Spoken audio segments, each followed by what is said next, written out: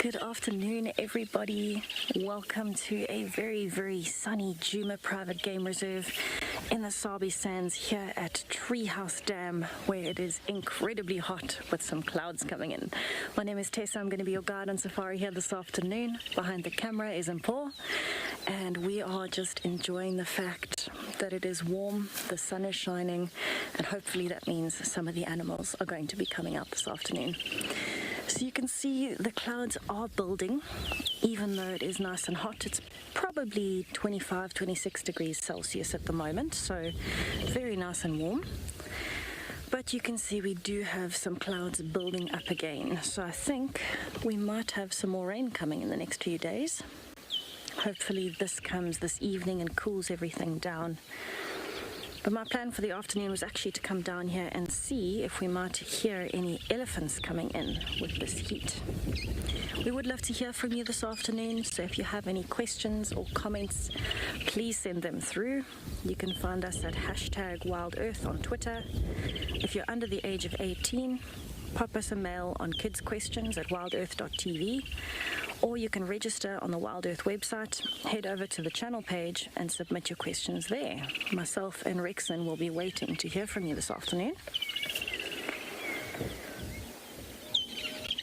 You can hear in the heat there are a lot of birds calling, so let's just take a few seconds just to listen while all the birds are calling around us.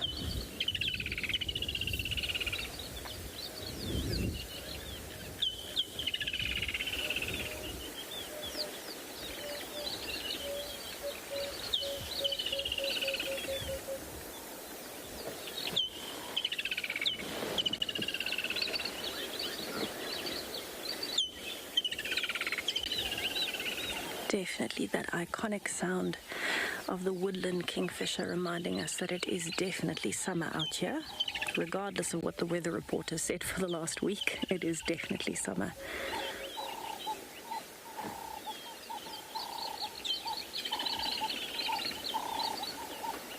So I've not heard any elephants yet. I haven't heard any breaking branches or trumpeting. But I think as the day goes on, it's definitely going to get hot enough that the herds are going to have to find some water to splash around in and definitely cool themselves with a nice thirst quench.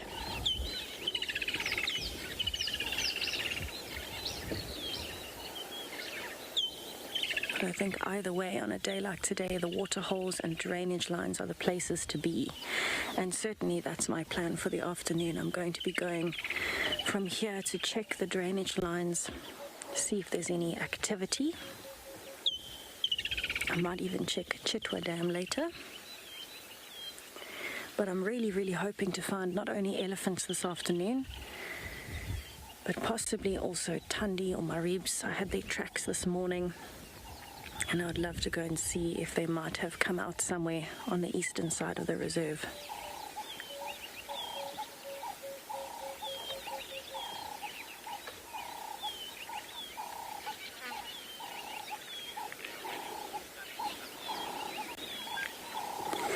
Yes, good afternoon again, everybody. Thank you so much for commenting and letting us know that you're very, very excited for this afternoon. I agree. I think it is going to be a stunning sunset bumble. And I think especially after having so many days of rain, I think we're in for a very eventful afternoon, whether it's the big things or the small or both.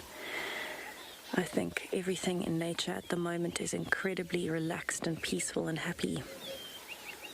Some good surprises in store for us today. I can't tell you what they are because I don't know myself, but I'm sure there will be many.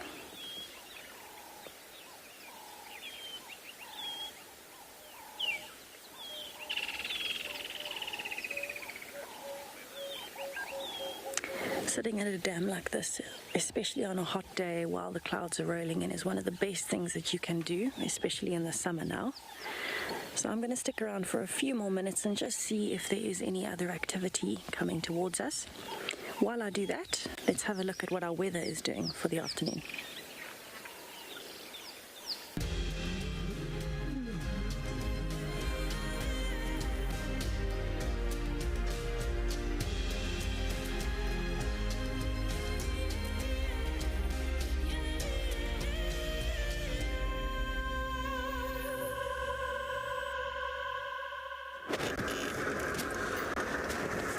afternoon, everyone, and welcome here on WildEarth show.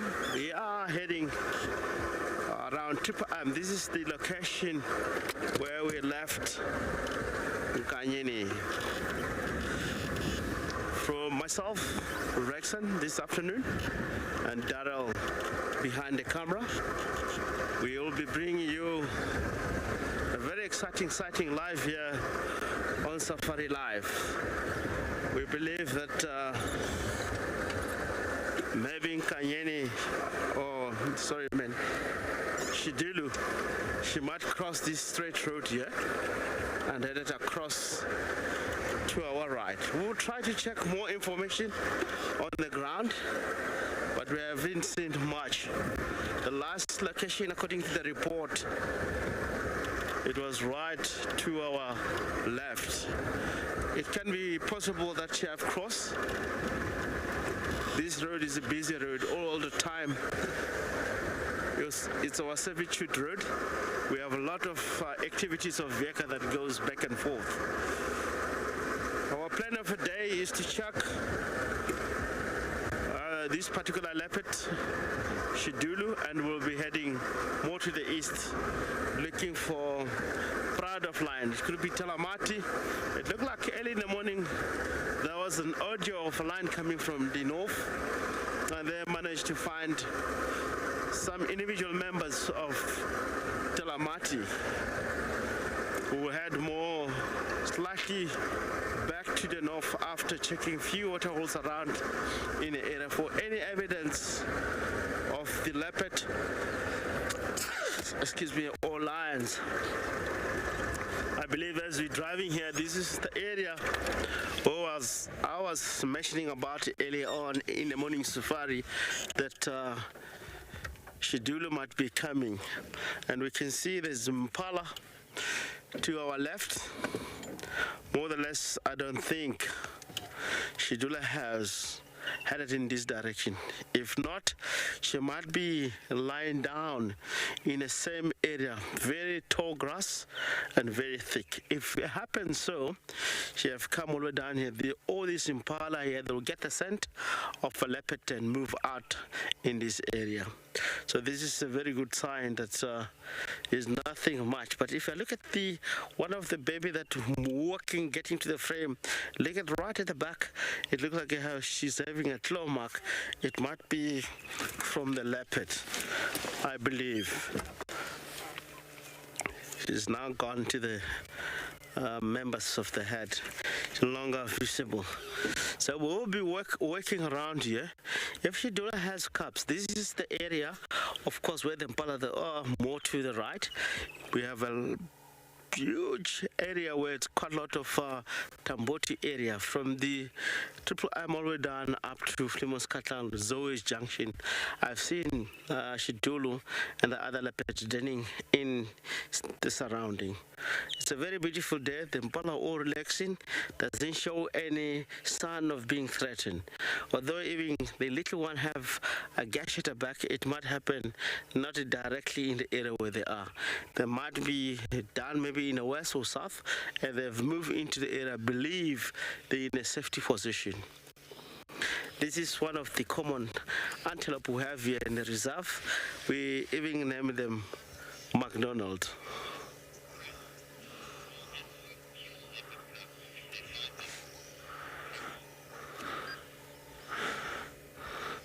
I had a question from Chris, but suddenly we've seen this Impala just run away, scatter around in the area. I don't know whether they've smelled something. We have the question from Chris. If I read the question clearly, they're asking, do you get that question, Darren? Yeah. Will Impala kill leopard cubs if they see them? Oh, okay. Do the Impala kill leopard cubs if they do come across with it? It's never recorded in the history of Impala.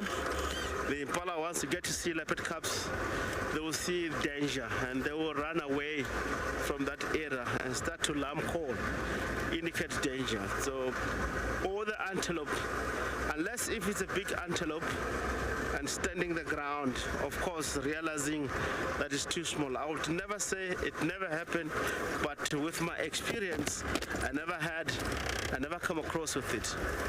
But I've seen waterbuck chasing cheetah cubs long ago, about 25 years back, which it was really scary to see that a male waterbuck really chases cheetah cubs, and they run away and went to the thicket and turn around, because all the time all these species, the cats or any dog-like family, for them to protect is to run away and stay in the thicket. That's the reason you find the lumber in most cases you take the cubs into a hiding area where it's more thicket or den, or moving in the area knowing that there will be no trouble from the youngster. If they get accounted with any danger, they will run into the thicket. But yes, impala, I haven't seen that.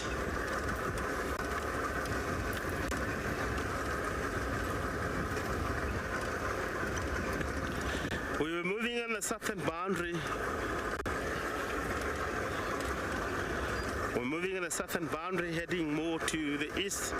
Almost we're due to western side of Tessa. Tessa, she's around 3 houses. We're gonna try to loop back towards the east and northern boundary.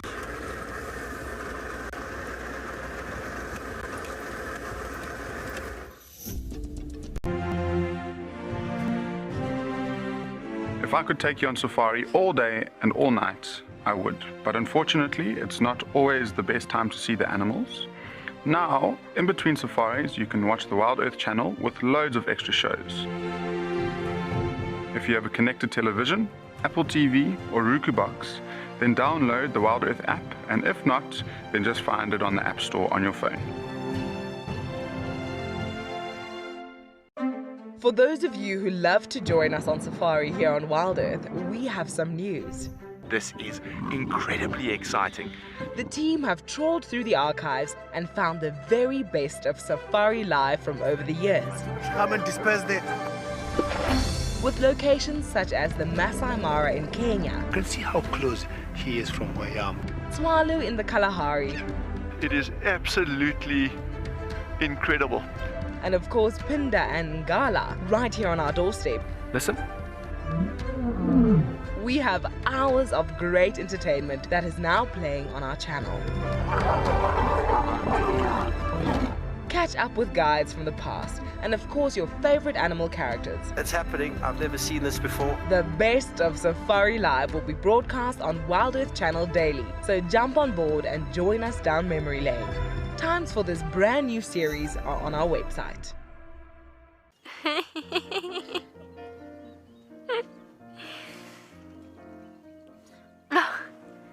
Oh, what are you doing? Are you trying out for the ballet?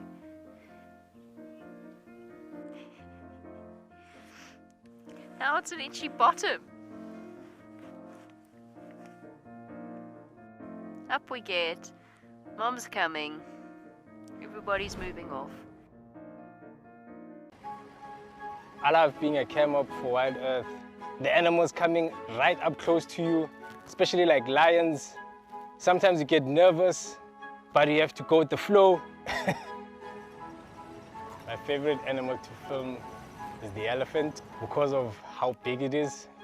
But when it's really up close to you, it's one animal that you would say, I really respect you.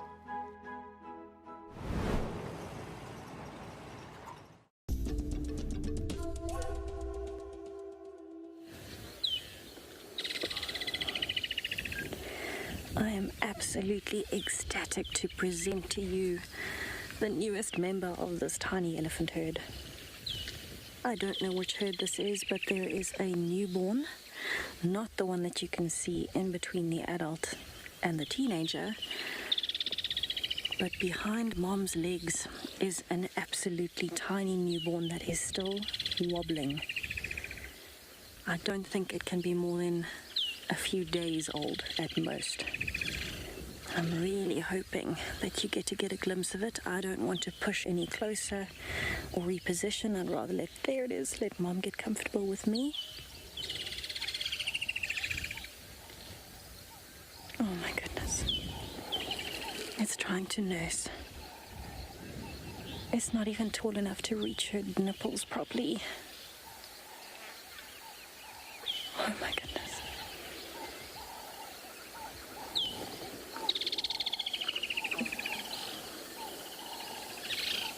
That is unbelievable.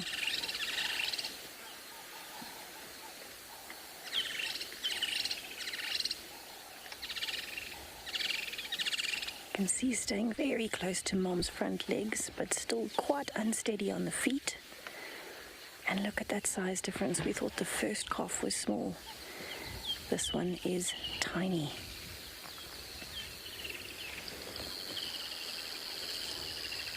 And of course, always going to stick very close to Mom when you're this young.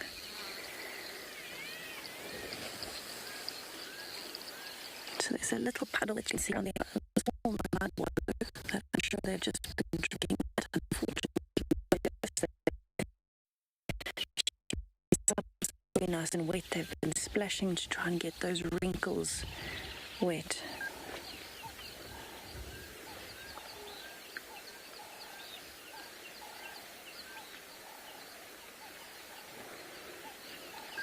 Alright, so it seems everybody is moving off, and that is absolutely okay.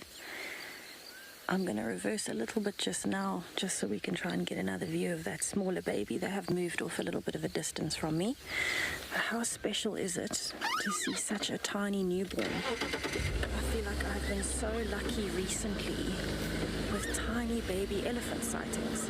Between yesterday afternoon and this afternoon, I honestly could not ask for better in terms of elephant sightings. Okay. Well, we're going to see you cross the road. No, going up the road, that's fine. There we go. Tiny little baby walking with the herd. So this is actually quite a small herd. You probably find that this is part of a bigger herd, and they've temporarily split, whether it's for water or food or even the birth of the little baby.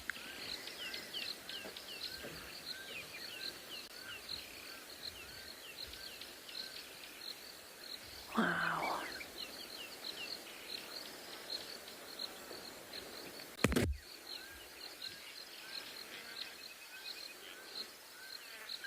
Yankov, absolutely. I can compare this to the age of the elephants. I think that little one that you can see walking there is a few.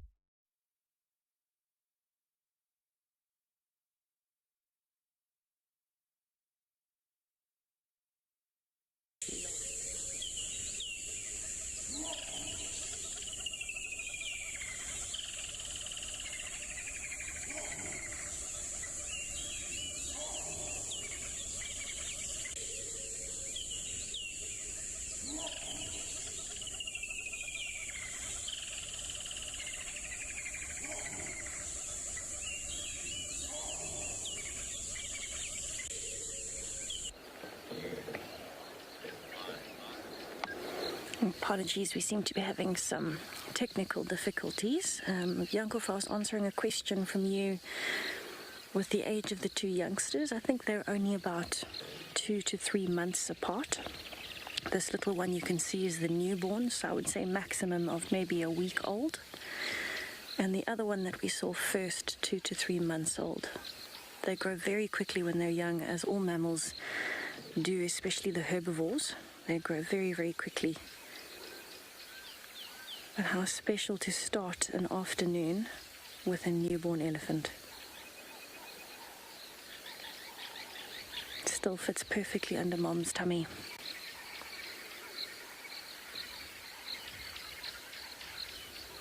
So you can definitely tell that there is also quite an age gap and a confidence gap between the two calves, because you'll notice how that one is sticking right next to its mom, and this is basic instinct. For most of the herbivores, basic instinct is stay close to mom until you're a little bit older and you've had a bit of chance to learn and get some experience.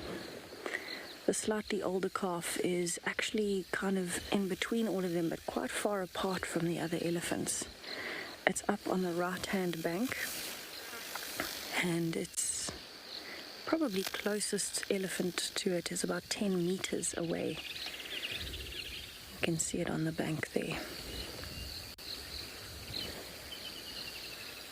So there's a definite confidence difference as well, and this purely just comes from a little bit of experience and also trusting that the herd is going to keep you safe. Elephants are one of the most protective species that you have out here. Absolutely beautiful. So I would almost say that this herd is moving possibly in the direction of Chitwa Dam if they do turn a bit more east. So it might definitely be worth me going to Chitwa Dam a little bit later. At the moment where they are, I can't get any closer. We are on the boundary at the moment, so I won't be able to follow further. But still absolutely wonderful to see this little 2-3-month-old somewhere there playing with its trunk like it has no idea what it is on its face. The best way to experience a baby elephant is when it's learning what its trunk is for.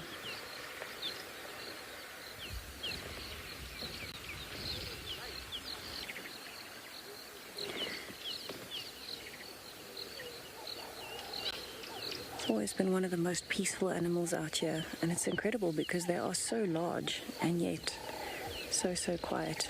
But I'm sure this afternoon they're really enjoying the fact that there is now a little bit of overcast weather. The sun seems to be hiding a bit. But after all the rains, there's all of these fresh shoots that are popping up, and so there's a lot of greenery. They can do quite a bit of feeding. Because it's overcast, they can move fairly well. And so they don't need to worry too much about the heat affecting them at the moment. It's especially important for a little newborn like that, still learning how to regulate. And so mom is going to be incredibly protective of it, even in terms of the sun. She'll keep it underneath her stomach so it doesn't get sunburnt. Newborn elephants have quite pink skin behind the ears. It's very, very fresh skin, and so it takes a little bit of time for the skin to toughen up.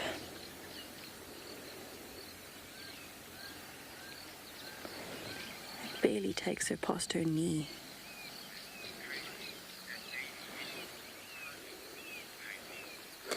Tracy, exactly that. This baby elephant is still very, very fuzzy, and that's the best indicator of how old an elephant is. When it's so small, it's not just the size of the trunk or the size relative to mom. It's that the whole body, and particularly the head, is fuzzy. They've still got a bit of baby fluff. In South Africa, we'd call that bum fluff. Sounds quite awful, but it's quite cute for a baby. Oh, I've just seen a giraffe. We've got a giraffe in the sighting, folks. It's currently walking, which is why I noticed it, but let's see if we can find it. It's walking away, it seems. There it goes through the gap. Just see big white ears walking away. Very nice and relaxed next to the elephants. It didn't even bat an eyelid when it was moving, really.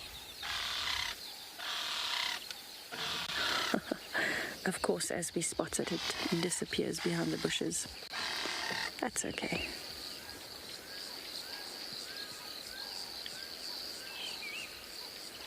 I think it is just one of those wonderful afternoons where everything seems to be alive. Everything's making a noise, making itself known.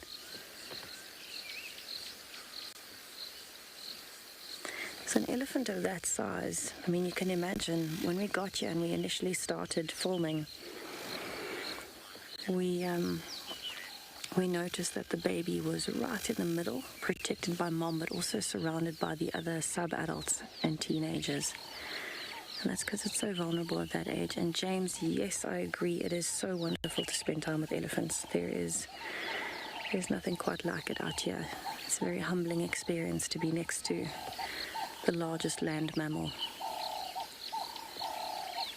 But even the largest land mammal is vulnerable, especially at that tiny age. So we've really got to hope that they don't walk into any lions. But Mom is going to be incredibly protective, so I'm sure she won't let anything happen to her baby if she can help it.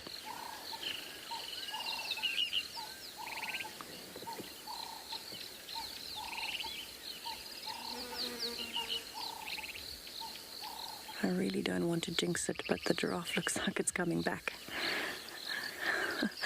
Right, I'm going to see if I can find a slightly better angle of that giraffe and the baby elephant again. But hopefully they don't move too far.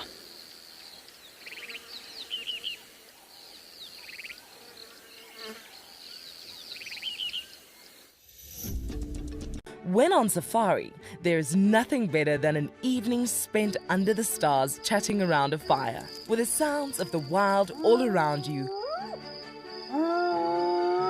If you sign up to be a WildEarth explorer, you can build your own memories by joining our guides for regular fireside chats. Subscription payments can be made by PayPal, credit card, and now bank transfer. WildEarth Explorers, it's in your nature.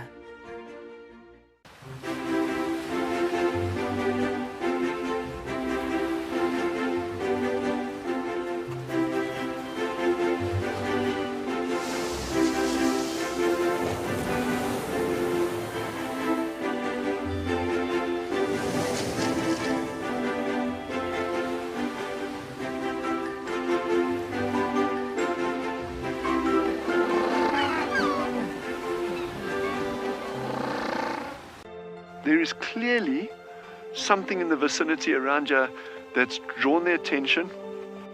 Yes, that meerkat in the tree is just the coolest of cool meerkats. But watch how he battles when he comes down. It would be like me climbing a tree, just better.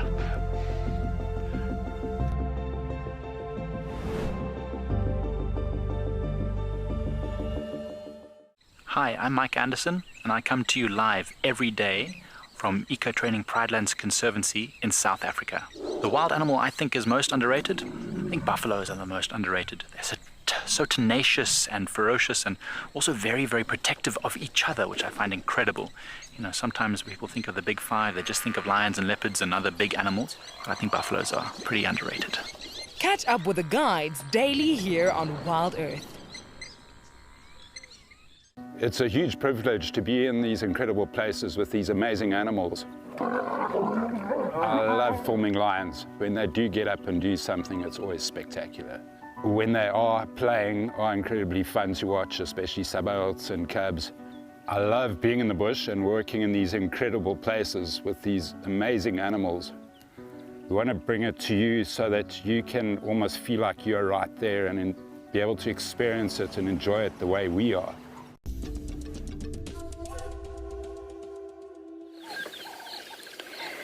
So we are back with the little herd of elephants. I can't see the giraffe at all anymore.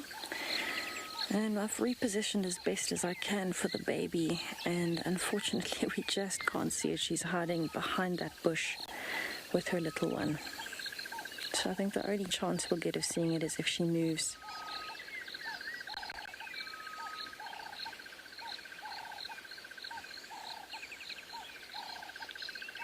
She definitely looks like she's the oldest female in this herd. She's definitely the biggest.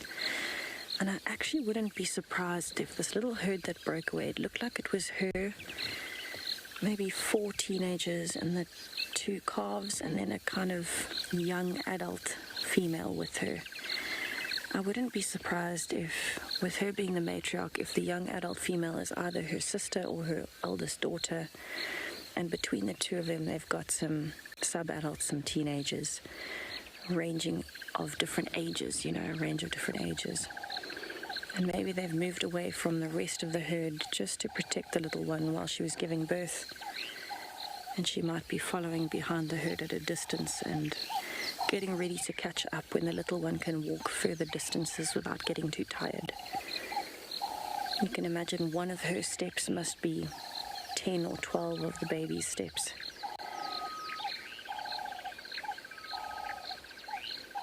Especially when it's still so young and wobbly. Still getting used to its legs, let alone walking distances.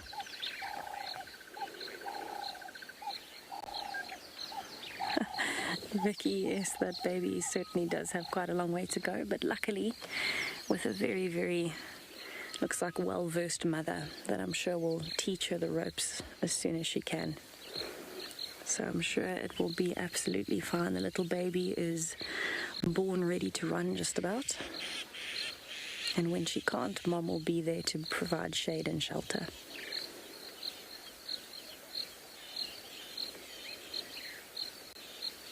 Oh, I see it.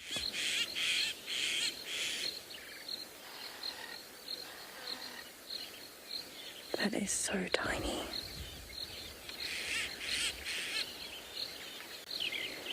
Imagine being an elephant with such a good sense of smell and this very long trunk attached to your face.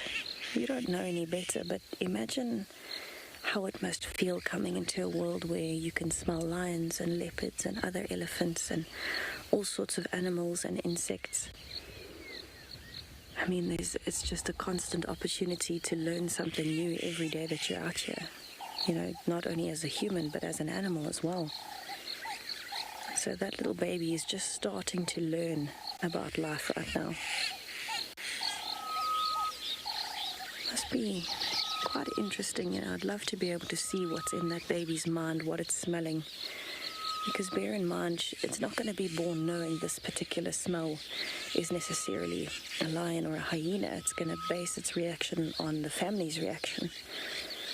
I think to a degree there is definitely instinct in it. But most of the learning that happens is copying the others in the herd, copying Mom. So just trying to figure out what is what must be quite challenging when there are so many different stimuli. And bear in mind, it's more than we have as humans, because our sense of smell and our hearing is not nearly as good. Can't even be compared on the same scale, really.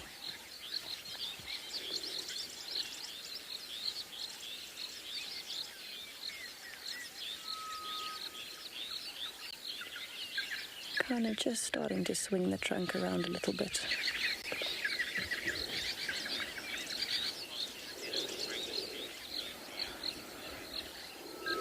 Theo, you're 12 years old. Thank you so much for your question. So this little baby would have been inside of that mom's tummy for 22 months, almost 2 years, which is a very long time. It is the longest gestation or the longest pregnancy of any of the mammals here.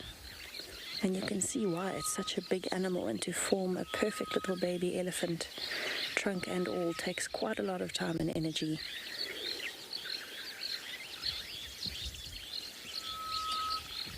Definitely worth it though when you look at a calf like that. It takes a lot longer for the mammals that are herbivores in particular. Their pregnancies are a lot longer than the predators because the babies have to come out almost a functioning mini adult. Yes, they have lots to learn and they have to practice and they have to get bigger, but they have to come out. They're born ready to function, ready to move, ready to eat. Because if they don't, there's too many things that they would be vulnerable to. Where with the predators, Mom's eating meat, which means she's getting high protein in, she's raising a young predator, and they come out very similar to humans. Very, very short gestations, usually 3 months, 3.5 months. And so they're born usually deaf, blind, and completely unable to do anything on their own.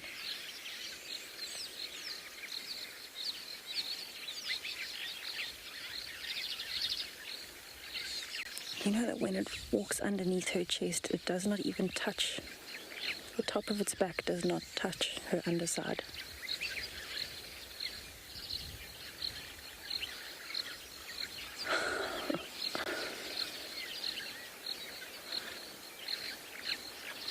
So this is exactly what I hoped for, a little bit of patience, and she's come out into the open.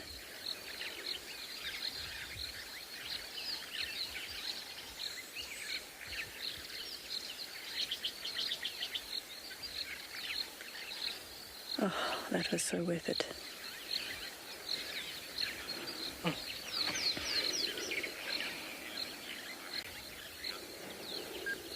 Yankov, that is a very in-depth question. I love it. Elephants benefit other animals in so many ways. You actually can almost not really count them, and it would take me very long to list them. But probably the main ones, the first is that they shape the habitat. They are known as the shapers or the builders of the habitat out here, because they are capable of creating those, pushing over trees, uprooting trees. They're actively changing the vegetation and the landscape. And what that does is it creates extra food sources for other animals, but it also creates water sources and sources of, mud wallows and things like that for animals that need to protect their skin.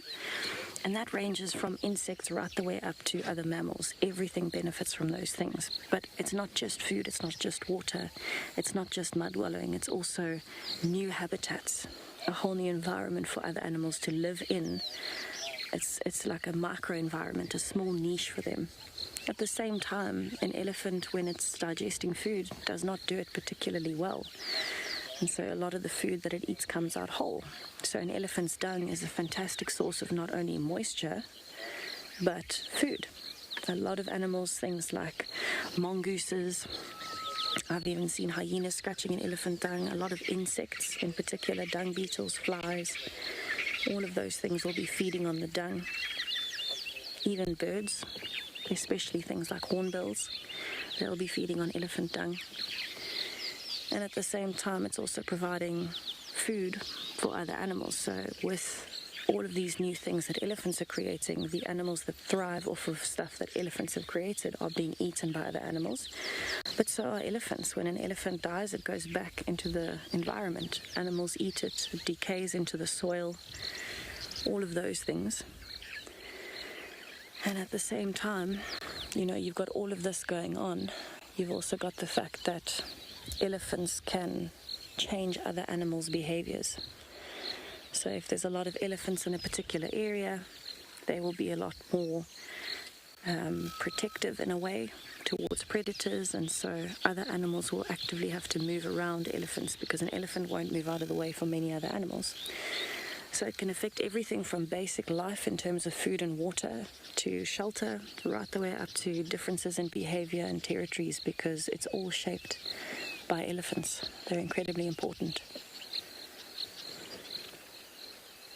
And just like that, she's gone. And the whole time we couldn't hear her.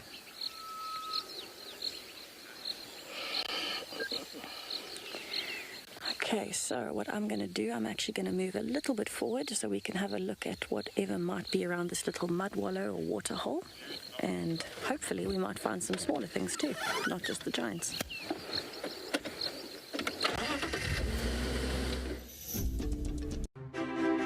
As a naturalist, it's really important that I stay up to date and up to breast with what's happening in the wild and the world around us. The WildEarth app helps us do that and helps us stay abreast with the live interactions of animals every day. We're going to be here at Stony Point bringing you the African penguin story, and we'd love to see you on the app. See you on the beach. Cape Nature is the chief custodian of the Western Cape of South Africa's natural environment. This highly successful organization strives to conserve the province's natural heritage to ensure a sustainable future. Besides nurturing nature, Cape Nature offers an authentic ecotourism experience to local and international visitors. And one of these experiences is walking amongst the penguins at Stony Point, or as we know it, Penguin Beach. WildEarth broadcasts live from here every day and is very privileged to be partnered with Cape Nature, who have focused their conservation efforts here. If you want to visit these iconic black and white African penguins for yourself, then head over to our website to find out more. Cape Nature. Conserve, explore, experience. So there we go, look. All three in one frame. Look at that, isn't that cool? Oh, that is so special. That is exactly what we had been hoping for, is all three of them to come together and make the perfect little family portrait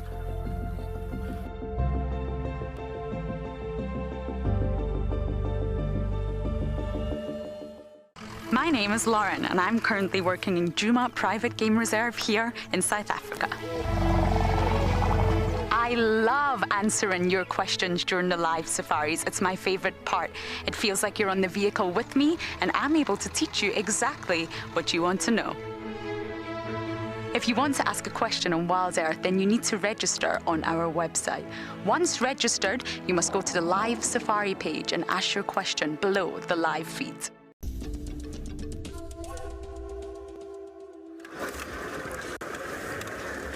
Welcome back from test of the breeding head of Ellis.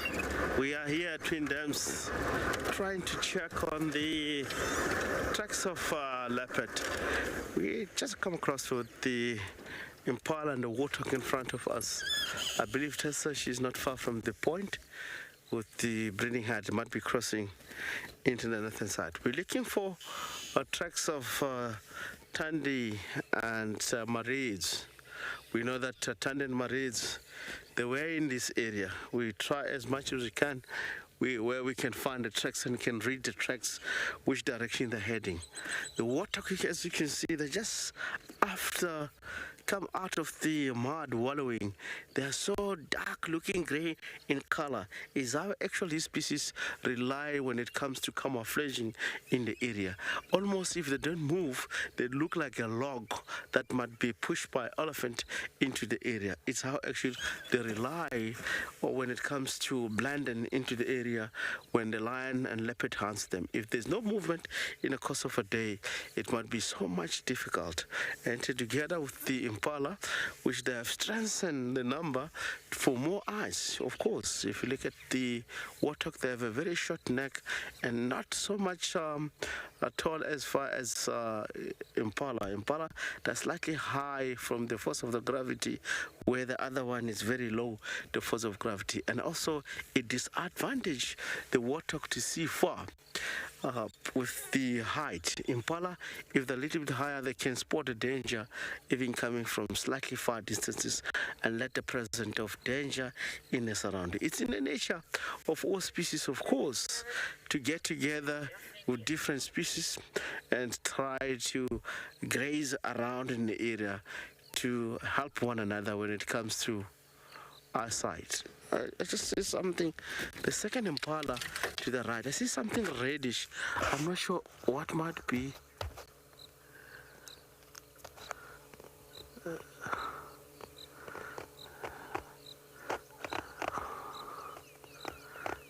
No, it looked like he had cut long ago from the side. It's not really fresh. It could be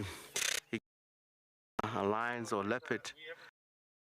It's very easy like that way, especially young leopard as far as Kalamba, I mean not Kalamba, Marids, those who are actually not experienced when it comes to hunting. We in the area was very much productive with all species. I believe we'll try to drive Mulawati if we may have signal. It's one of the area, of course, that Tandy likes the most, up to Lidwood Road. We have started Tandy quite a lot in the area, and she's moving more or less in this area up to Chita Dam and almost come back Twin Dams, a little bit more to the east. The impala is not feeding, standing still. This is one of the signs that, of course, even showing a little bit of concern about security in the area. Even the other impala, the around and the warthog around, there's no signal.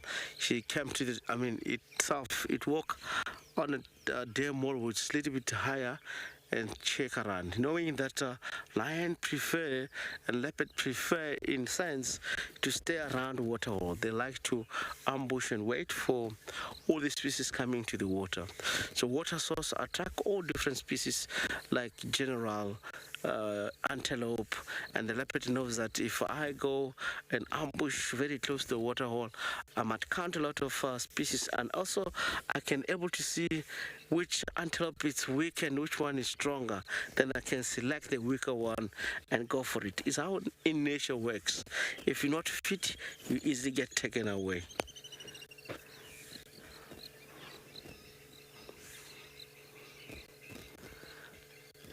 Of course, more impala coming off from the bush.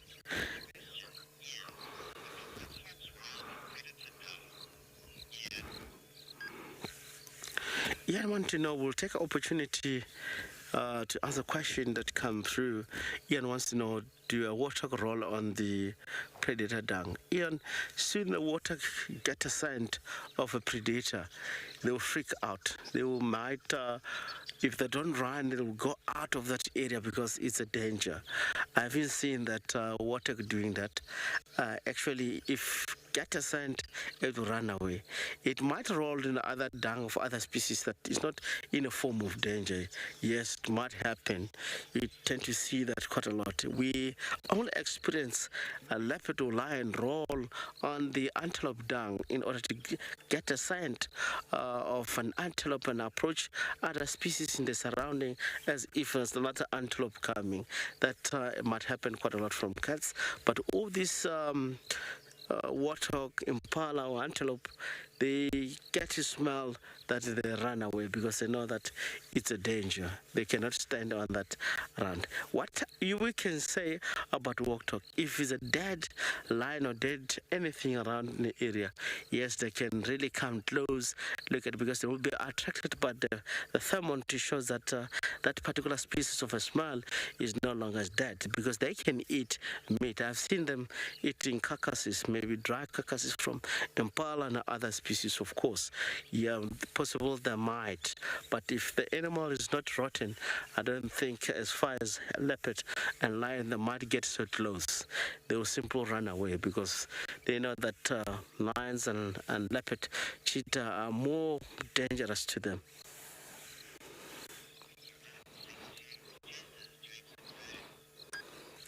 Will be, of course, I mean, from the impala, the dam wall, they start to move in.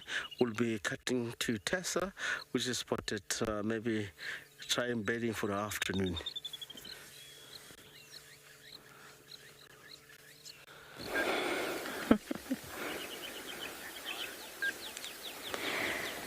So I have got a beautiful lilac-breasted roller that is perched on top of a stump. It's actually in the fire break on the southeastern boundary at the corner. Oh, I can hear more elephants. Wonder if they're on the way to the dam. Possibly. But this roller is busy hawking at the moment. We call it hawking. It's basically when a roller sits right at the top of a branch or right at the end of a branch. And it's looking around for insects. And incredibly fast, so you can see the head is moving, and if an insect comes past, it will be able to catch it mid-flight. Otherwise, it'll be looking for movement in the grass. It'll swoop down and pick up the insect. So that is currently what this lilac-breasted roller is actively doing. It's busy hawking for insects and food.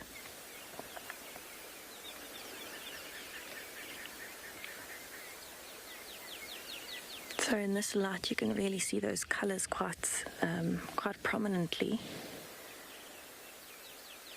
and you can easily understand why this is the most photographed bird in southern Africa.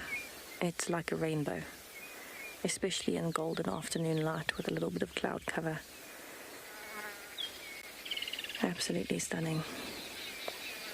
So I don't know if we have any guesses from anybody on how big a lilac-breasted roller actually is, because it looks like quite a small bird. I always thought they were quite a small bird.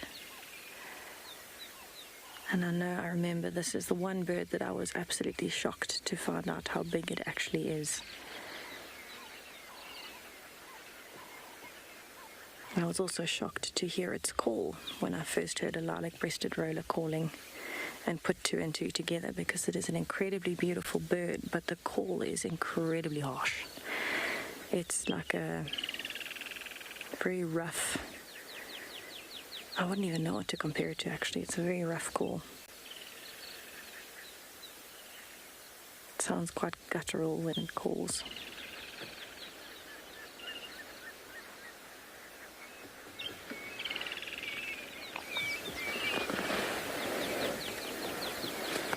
And it's actually very patiently waiting for insects at the moment. There are quite a few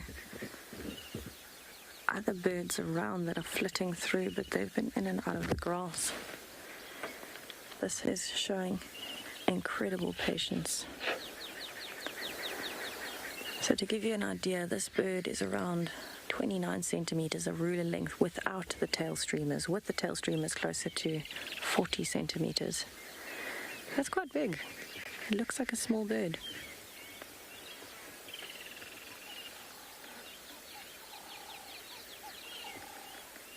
I love the flexibility in the neck.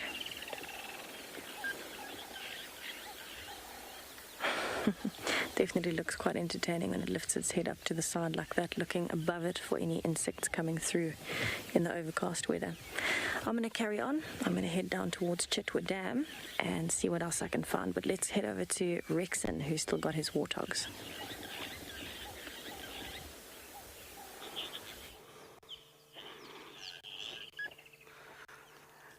Welcome back. We still here with this warthog. Very interesting. We had a question that do the warthog roll on the predator's dung? If you look at that warthog that's kneeling and grazing at the same time, on this side they have color of plant material, look like they were rolling on the elephant dung, trying to get the scent of an elephant and move around in the area to confuse predators. It's a very interesting. It was very close to us and suddenly moved forward. Of course, that is amazing. It's something that I haven't realized or something that I haven't come across with it. But it really, from the left side of the warthog, it definitely showed the plant material color or the elephant dung color that he's really rolling it and get that scent. And all of them, all these young males, the warthog are all male, the impala are also male. How can you identify a warthog to know that the male or female? You just can't. You see the double warts. There's a wart just below the eye and the warts very close to the tusk itself. It shows that the male. A female have a single wart very close underneath the eye that identify, or you can sex it that it's female. From the distance, if you take your binoculars, if you come across with this species, you will be able to know this is the all young males. They're now independent from their mother. It might be the mother now by now having youngster or mating, if not, because once they get to mate, the male that really mate with the female will chase all the young males away. They become more aggressive from the young. They become more territorial from the females. More especially this time of mating, they will never allow young males to come so close.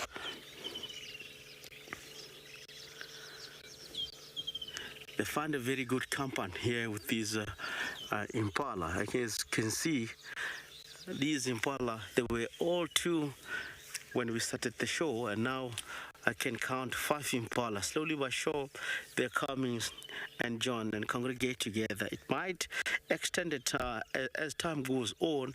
For security, they might even join by waterbuck, kudu, if they do come across here, and all stay together.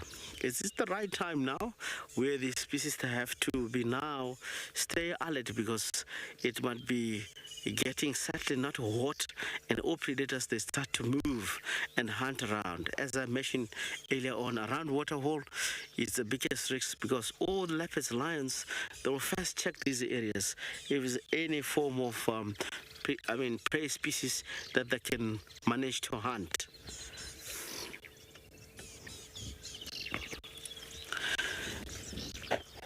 So all these species sometimes are very clever. Impala might know that getting together with the warthog. Ryan, we had a question from Ryan. Thank you. Let's take this opportunity to answer a question that Ryan asked. Yes, Ryan, the warthog is one of the omnivore species. The omnivore species that eat meat and grass at the same time. So they can eat meat, raw, dry, doesn't matter. A warthog can eat meat easily. As raising, you find that in most cases with warthog, You find them in a dead, if anyone is dead, you might find them around on those areas, most especially where the lion have killed or elephant died. You find that the water will come close in those areas, grazing around because they can eat meat. They're omnivore species.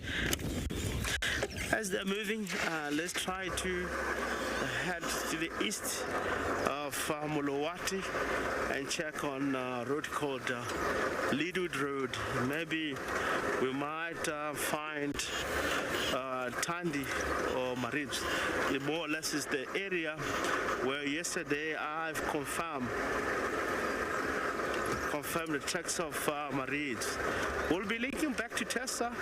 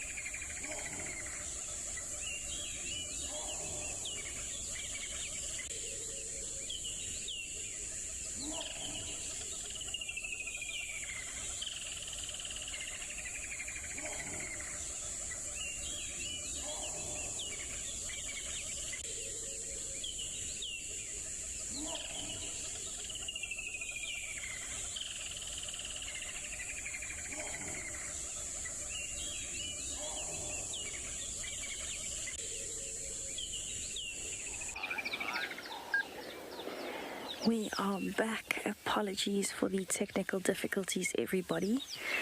But it does seem to be a day of smaller surprises, and this is a rock monitor bigger than I have seen in a while. Just to kind of give you an idea, I think that this monitor is over 1 meter long, quite easily. At the moment, all we can see of it is the head and the shoulders. But how absolutely stunning are his markings, his or her, I'm not sure if it's male or female.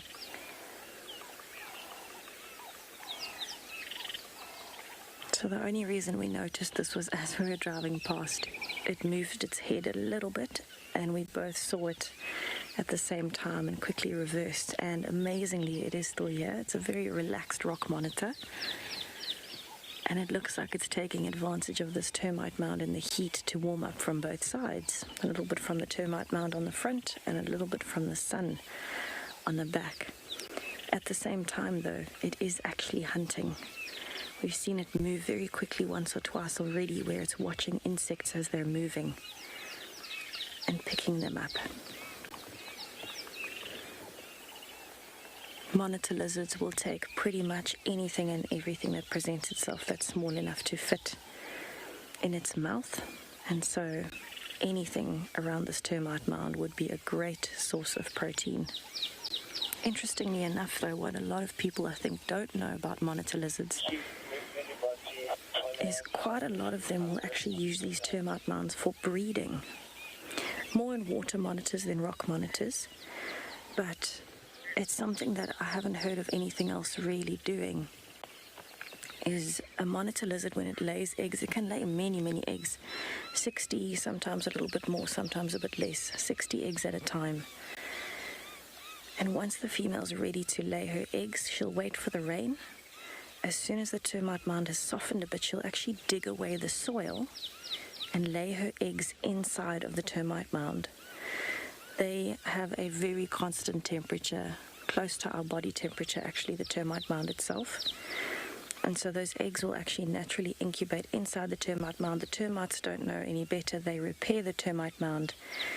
And so the eggs are very safe inside and will incubate on their own at that temperature. Then what happens is, when the next rains come, if the monitors have hatched, they'll dig their way out again. They can actually survive in the termite mounds for a very long time. I think the longest on record is about a year inside of the termite mound before they dug their way back out. But that's not a problem because it's a constant food source. There's always termites. So it's a very, very clever plan. But I don't think this monitor lizard is laying eggs right now. I think it is actually just relaxing and enjoying the heat more than anything.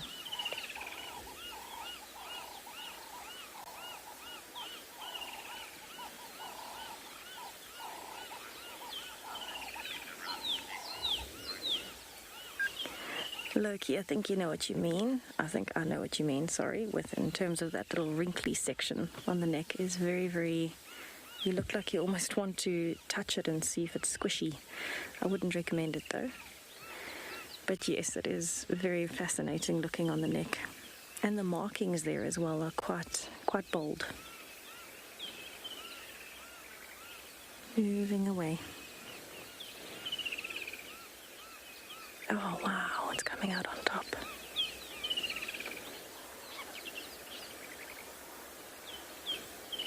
Have a look at those claws as they're coming out over the top.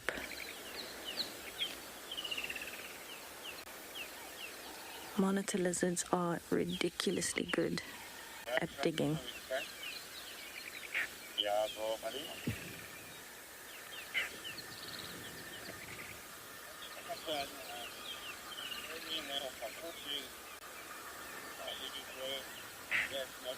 It's almost like it's trying to reevaluate before it moves again. Possibly just getting a better position with a little bit more warmth on the termite mound from the sun.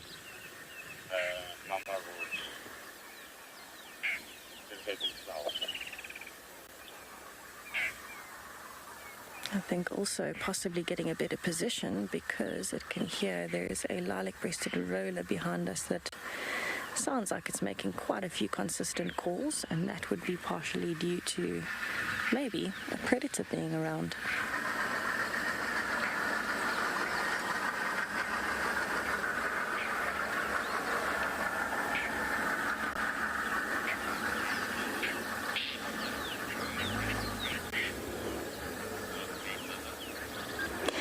Dark mane lover, yes, young monitors will grow fairly quickly, but to get to the size that this one is would take quite a few years.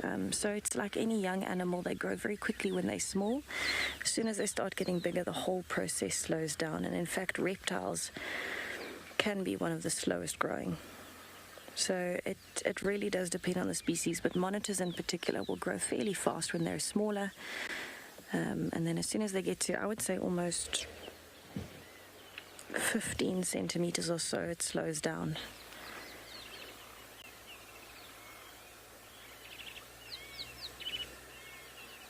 They are such fascinating animals to watch. There's not much else out here that looks similar or behaves similarly. Even the smaller lizards and the triogamas don't have quite the same charm as a monitor lizard.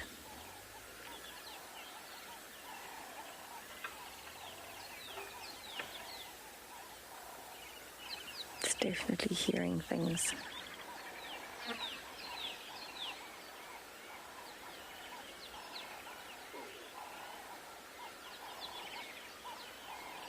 So this is one of the biggest differences you can see here on the face with rock monitors as opposed to water monitors. You can see the stripe behind the eye and the very mottled look on the side of the face between the dark brown scale and the kind of creamy yellow scale. If this was a water monitor, it would have stripes, clear yellow stripes coming from the chin up over the back of the head, and a much more vibrant yellow, and then the rest of the scales that look brown on this monitor lizard would look more like a greeny brown on the water monitor lizard. But definitely relaxing quite nicely. You can just see the edge of the claws sticking out over the top there.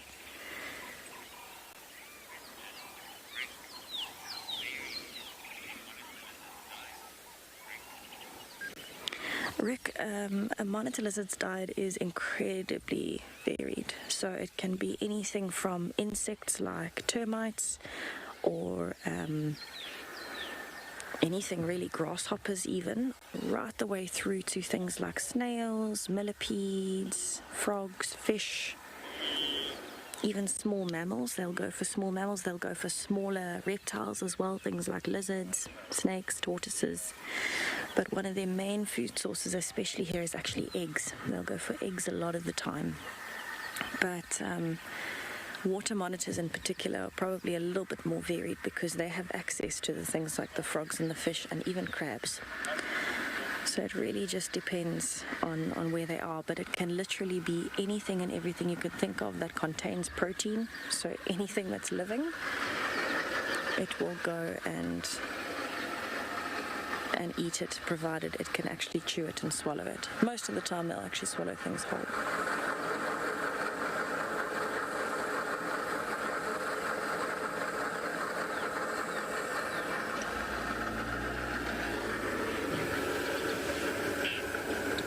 Okay, so I think what I'm actually going to do is leave this monitor lizard. Oh wait, he's moving.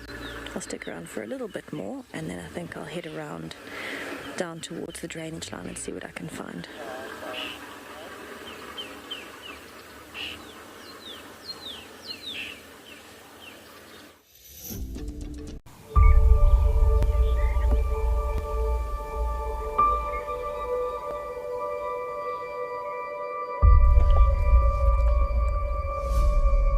Look at that, it's amazing.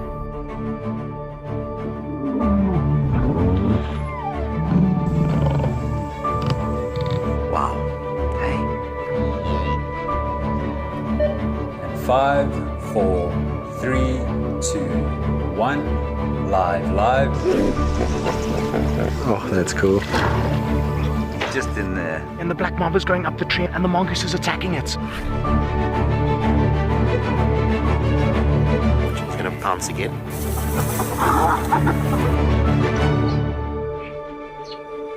Sure, you can all agree with me. It's not a bad start to our Wednesday morning.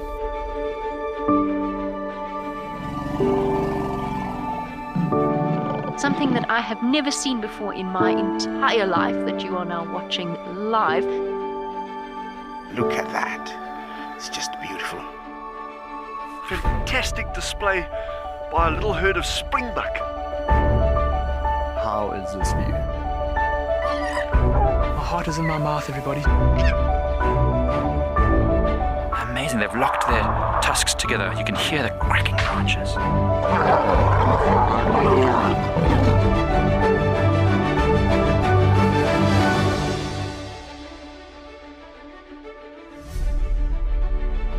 It is so incredible to spend this time so close to an African penguin, and it's completely unfazed by my presence whatsoever. How insane is that animal?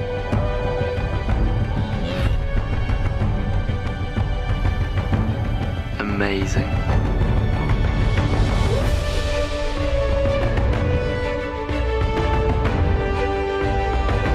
Hey. Awesome. It is fantastic to watch. Well, now we've got a tug of war between mom and daughter, look. Just at a loss for words. I mean, that's just incredible to see that.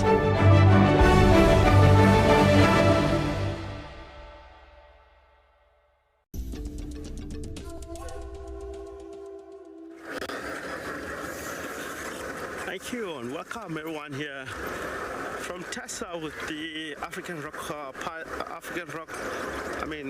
with an African rock monitor lizard on top of the termite. We are managed to get tracks of, look like a female leopard. It might be Kalamba. It's heading west on Lidwit Road between where we are and the second road. Looks like it's getting in between the thicket and headed west. We're going to check more ahead towards Lidwit Road on the old crossing. I believe she might be aiming there. Very fresh tracks. It's really promising. I believe if she's not staying in a thicket, if she comes to the road, we'll manage to find the tracks. But really, the habitat where we are, or the area, it looks like very thick and lots of drainage line. She might be hunting maybe grey deckers or bushbuck or nyala. But on this road that we're taking now, I have believed that she will come out. If not, it will be next road. We're having a few vehicles here that we're joining forces together, try to locate this leopard. I believe we'll have joy. If not, she might be staying in the thicket. It's the Tamboti thicket, very thick, very good. Of course, if it's Kalamba, if also move into the area with cubs, I won't be surprised. This is the first den of Kalamba, when she had previous cubs before, and all those cubs disappear. More or less, it might be in the same area. So we're looking forward. I believe maybe if I take another road and head a little bit more east towards where Tessa she is at the moment with the monitor lizard, we might bump to this leopard. Of course, I'm very keen, very excited. I want to see if this leopard, of course, should come out in the area. We'll find a spot sometimes here to cross over and join the other road, or mainly we might extend a little bit more to the west. There's a mud wallows not far from here. We'll check there if she haven't come to the water and come back head east.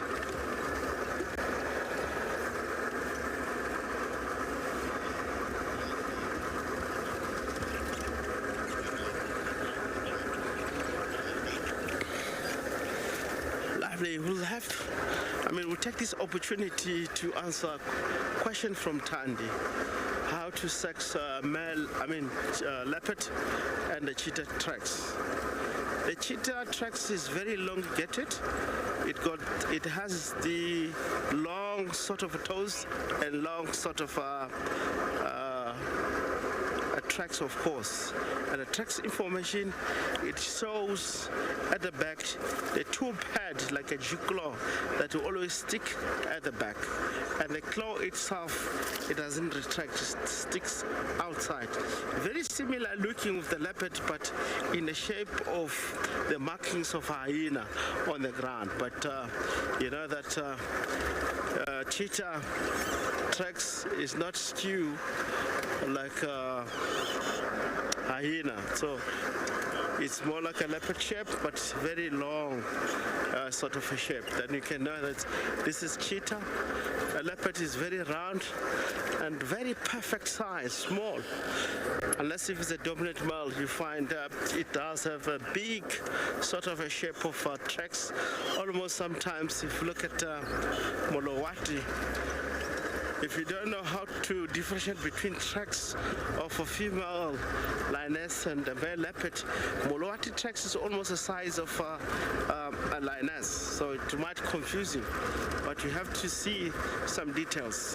Where a leopard have 3 lobes at the back, it's very easy to see that this is a male leopard and this is a lion.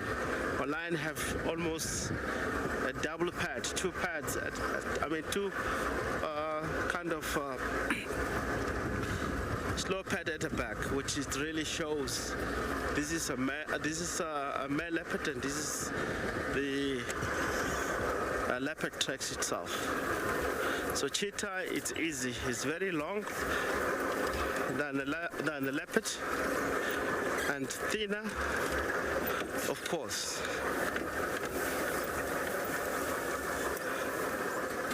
She might be coming more or less into the area. Really concentrating on the drainage line more than I'm driving and talking at the same time. So I would like to spot this leopard. I believe I've answered a question about how cheetah and the leopard tracks look like. They're not the same. The lion shows 2 lobes at the back, where a leopard shows 3 lobes at the back.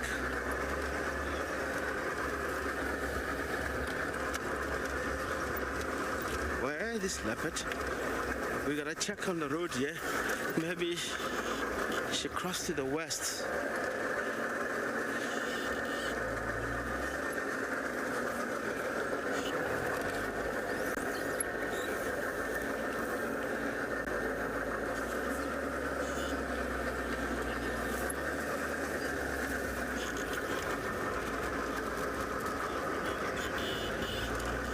We'll be linking back to Tessa, which is she's really on the bumble, working around in the area. No tracks yet here for this female leopard. We'll see. Let us see what Tessa have.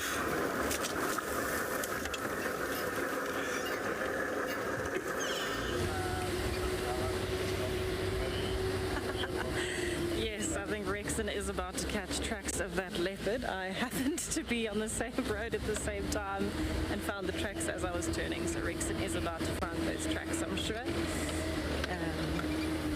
But yes, I'm actually headed towards Chitwa Dam. That is my plan. And unbelievably, I think the rock monitor is still in exactly the same place. I don't think it's moved.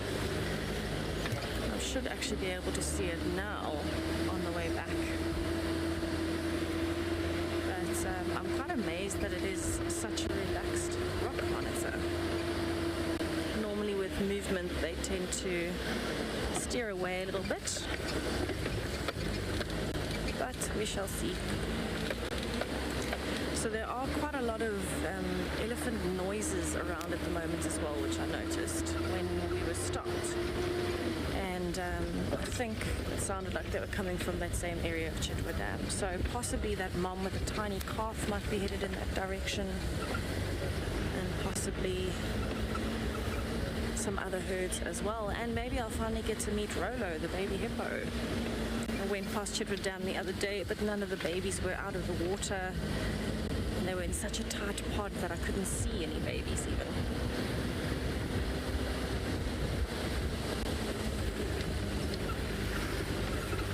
There's definitely a bit of a weather change happening. I don't know if you can tell, but there's no sun anymore.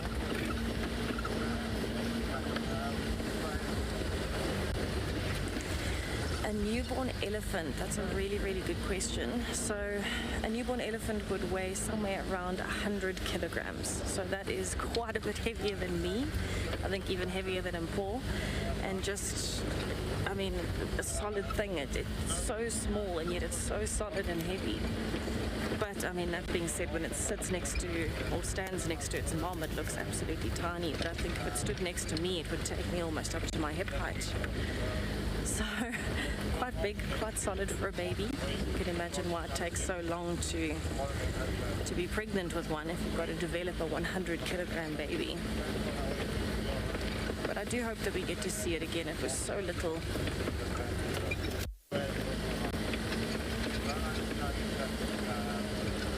Right, let us head towards Juma Dam. So I am on the eastern boundary now, pretty much going straight south.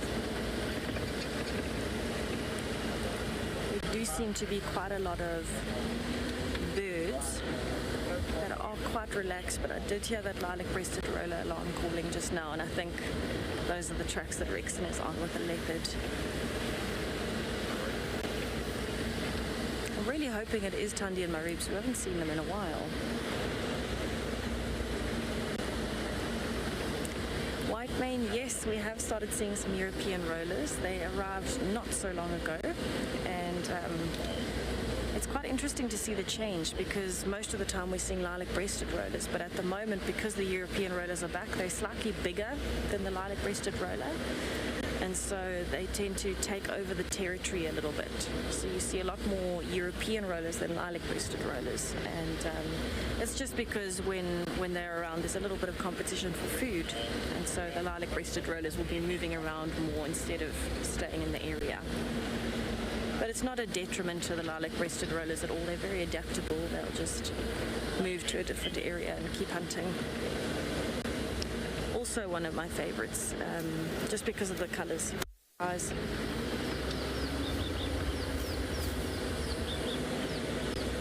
Okay, so while I head over towards Chitwa, I'm going to send you to Rexon, who seems to have found the elephants that I was hearing earlier.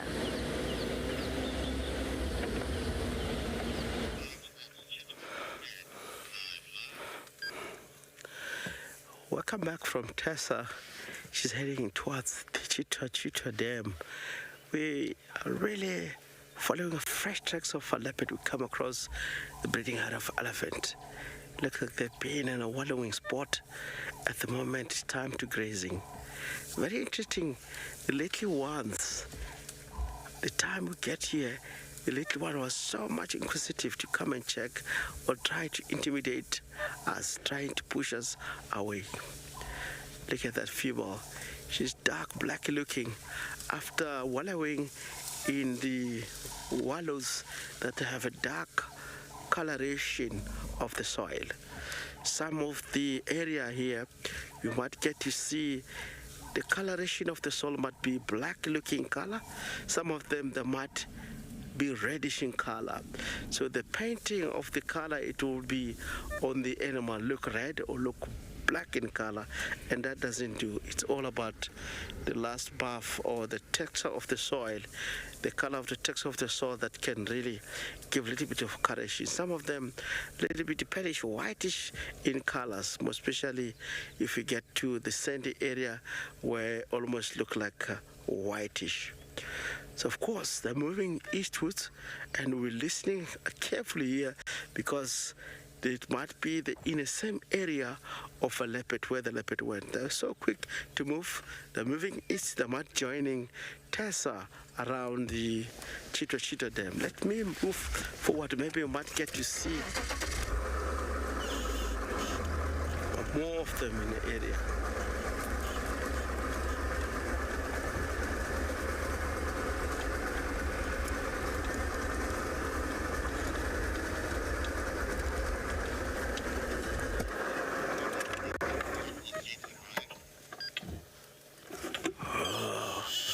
Lovely. Look like someone have found the leopard, and we're heading kind of that area. Well done, Tessa. We're so much proud of you. Of course, I will want to know which one is that, but it was looking like tracks of Tlalamba, if I'm not making a mistake. Leopard disappear. That's moving very quick. Of course, they want to get away from the air.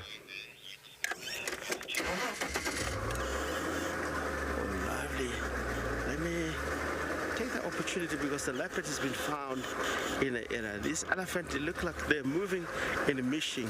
Let me show you how fast they are in the area. They will disappear within less than a minute, the way they move. Oh, lovely, lovely.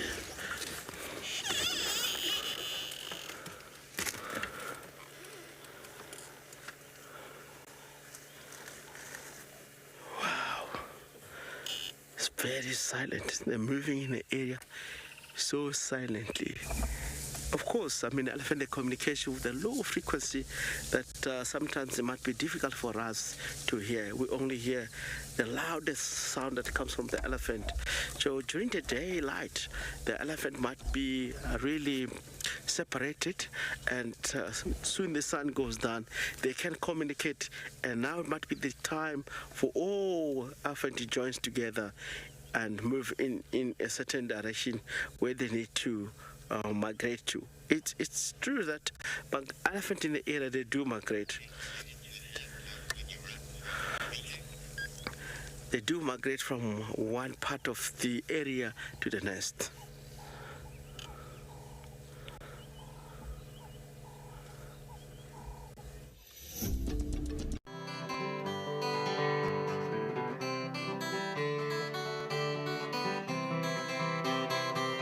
Hello, how are you? We baba, swatike emsabeni. We baba, vabansati banhlupha. We baba, abafika endlini yami. Awungathi vangafike ngathithimela. We baba, we baba. How city was a Friday, my darling. Was a Friday. This is that one, I don't know if you've seen guys make soap out of the leaves. Yeah. My sweetie, was a Friday.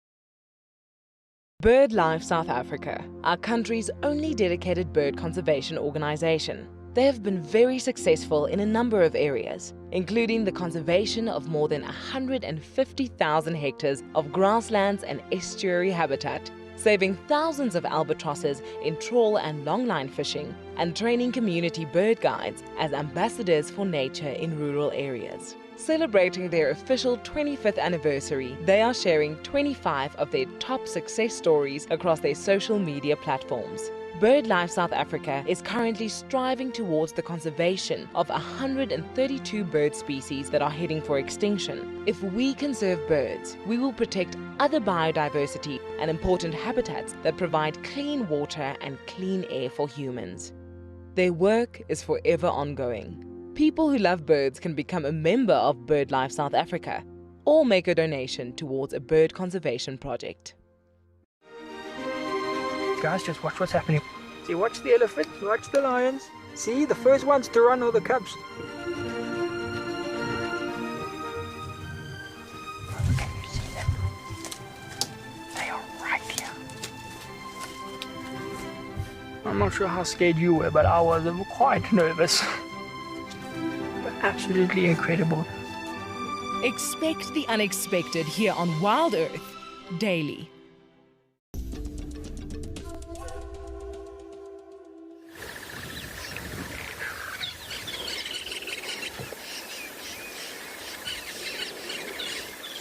At Chitwa Dam, this is exactly what I was hoping for. It seems like it's a young bachelor herd and the other two have already gone up and over the dam wall. But this bull is really enjoying the water. He seems to be feeding on that very fresh greenery that's growing just on the side.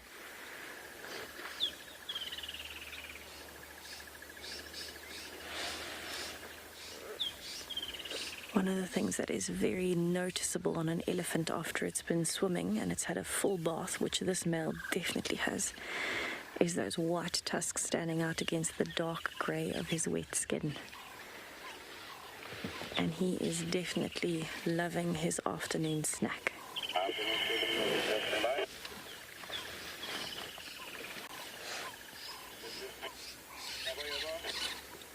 Now, interestingly enough, I can actually smell the elephants from here. I'm quite a distance away. Now, interestingly enough, I can actually smell the elephants from here. I'm quite a distance away, but I can definitely smell them. So it seems like young teenagers that have maybe left the herd quite recently, I'd say in the last year to 2 years.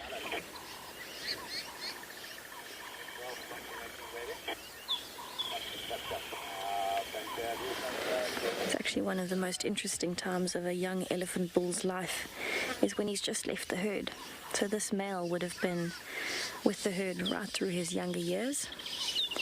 And now he's had to join a small bachelor herd, and these elephants could have come from different herds and they found each other, or they could have all left at the same time. But 12 years old is usually about the limit. And I'd say he's maybe 15, so he left fairly recently. And it's so crucial that elephants do this, that the males leave before they get any older, because once they hit those teenage years and their hormones start to kick in, they start getting incredibly rough. And that little baby calf we saw earlier, can you imagine a newborn elephant going up against a 15-year-old cheeky male who's going through a bit of a testosterone boost? I don't think it would go very well. And so the females, by the time he starts getting to around this age, will start pushing him off until he eventually leaves with his bachelor herd.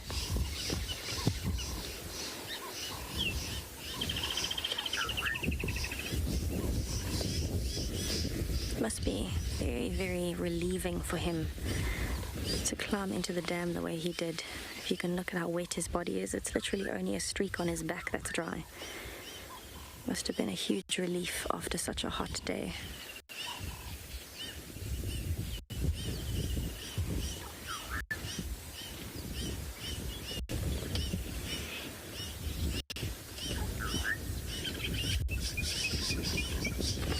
It actually almost looks as though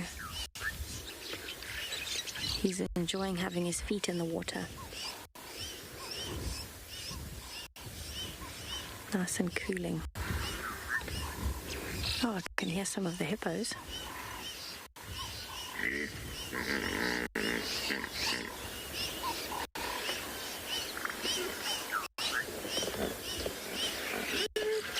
So it actually...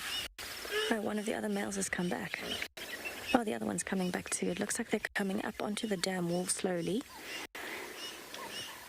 And this young bull, that one on the top of the dam wall, seems to be the youngest of the three, definitely the smallest tusks and body.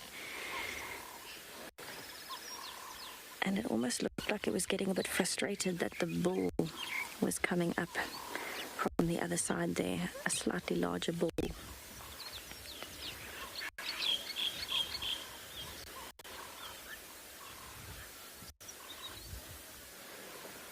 Definitely testing the boundaries of testosterone there.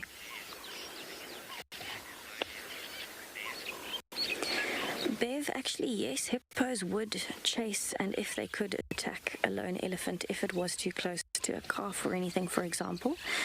But it is fairly unlikely that they would go for an adult elephant. That being said, you know, I mean, tensions get very, very high when anything is at a watering hole, so... Oh wow, look how he's flicking that around, getting all the dirt off. Tensions are always very high when animals approach a water hole because they're already nervous about crocodiles, they're nervous about predators coming up from behind. And so, you know, when there's any tension like that, if anything gets too close to anyone, there's bound to be some form of interaction. But while I watch these elephant bulls approaching the dam, let's head over to Wrexham quickly.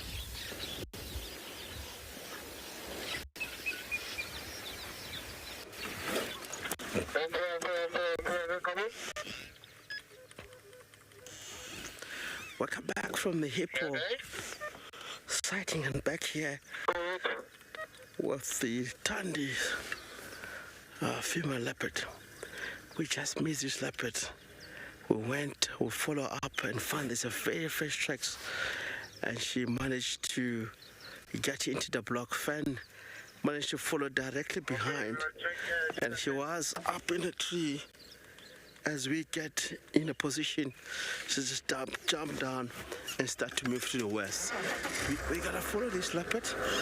She looks like she's back in the area of Kalamba. Tracks really, of course, in the same area.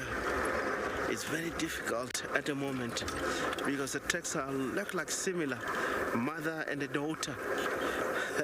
Such amazing. Finding them in the area, same area, of course, in and out.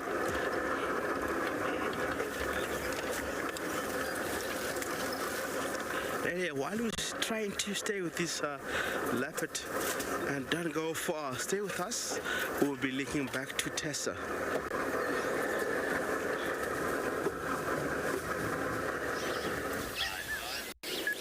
Good luck, Rexon. I really hope you manage to keep up with her.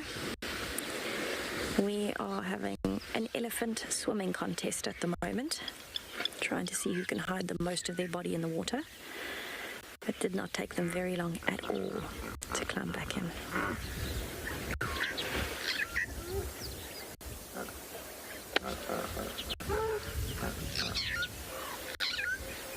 How fantastic is this? They might start play fighting. There we go.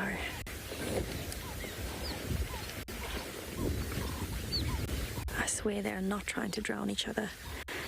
They are just enjoying the fact that they are nice and cool. And now they have extra energy, and young bulls will always play fight each other. Let's have a listen to all the splashing.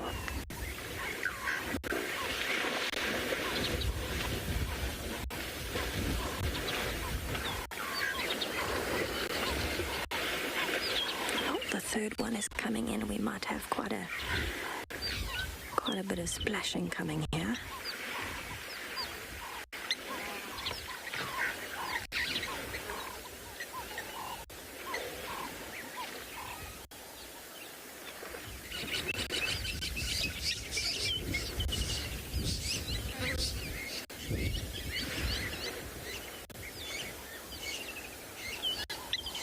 Oh, that was way calmer than I expected, actually.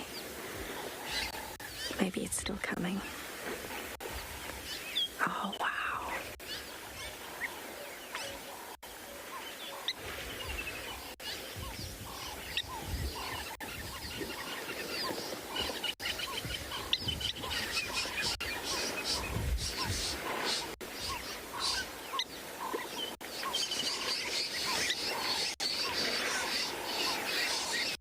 I don't know if anyone else fancies the swim at the moment, but it does look like a lot of fun.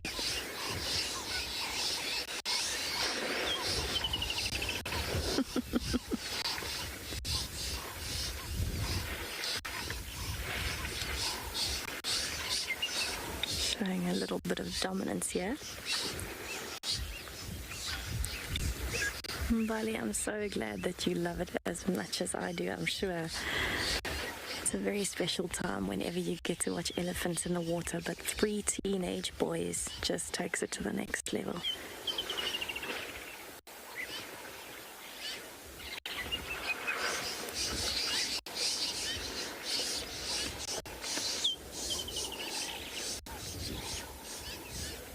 They're actually both resting their trunks on the middle one.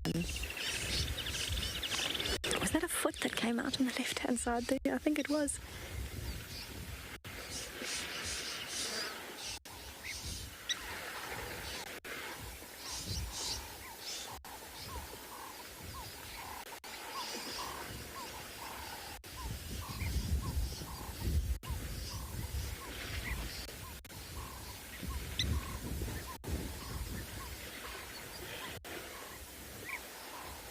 This is a true pod of elephants if I ever saw one. They're half hippo, half elephant today.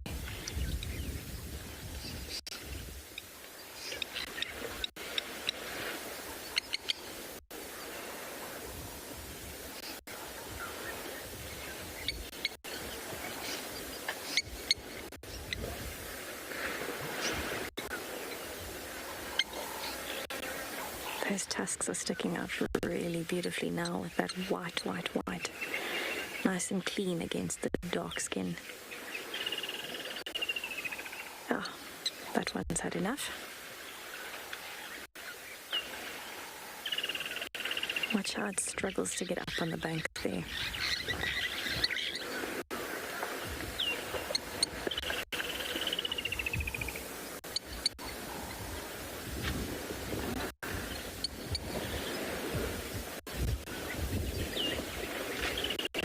Oh, no, back to feeding while the other two are wrestling. Oh my goodness. So this is purely a dominance display while they play fighting. There's no harm in them standing on top of each other like that. It won't really hurt them or anything. The water takes most of the weight.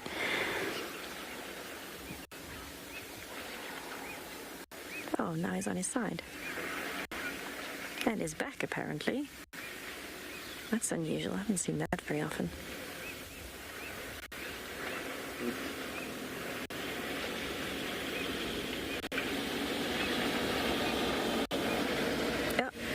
Got another addition to the party again.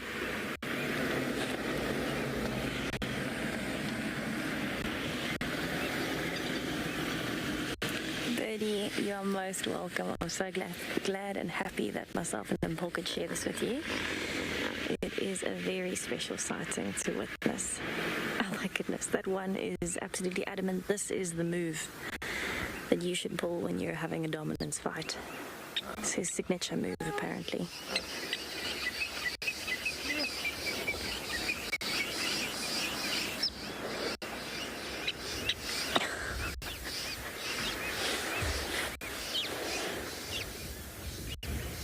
I love how every now and then there's a foot floating behind and a tail coming out.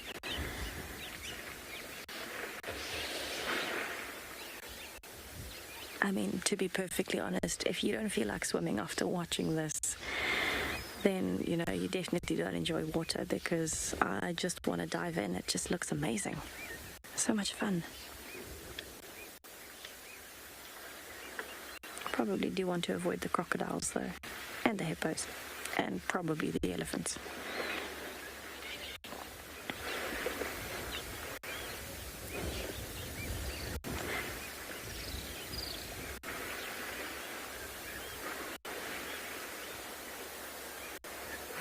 The water's clearly quite deep because they're probably standing on the floor.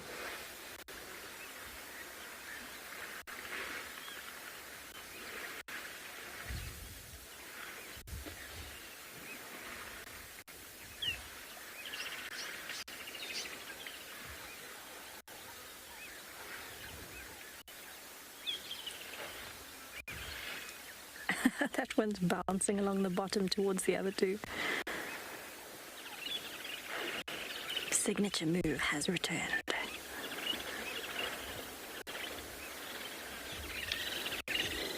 So I genuinely think that this is just a little bit of fun for these three boys. It is definitely worthwhile. It's a learning experience at the same time. But I think majority it's just a lot of fun.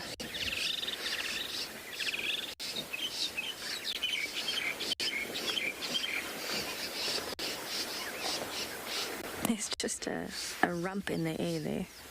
No sign of a head. So I am not moving from the spot. I want to watch this as long as I can and see what pans out with these three naughty boys.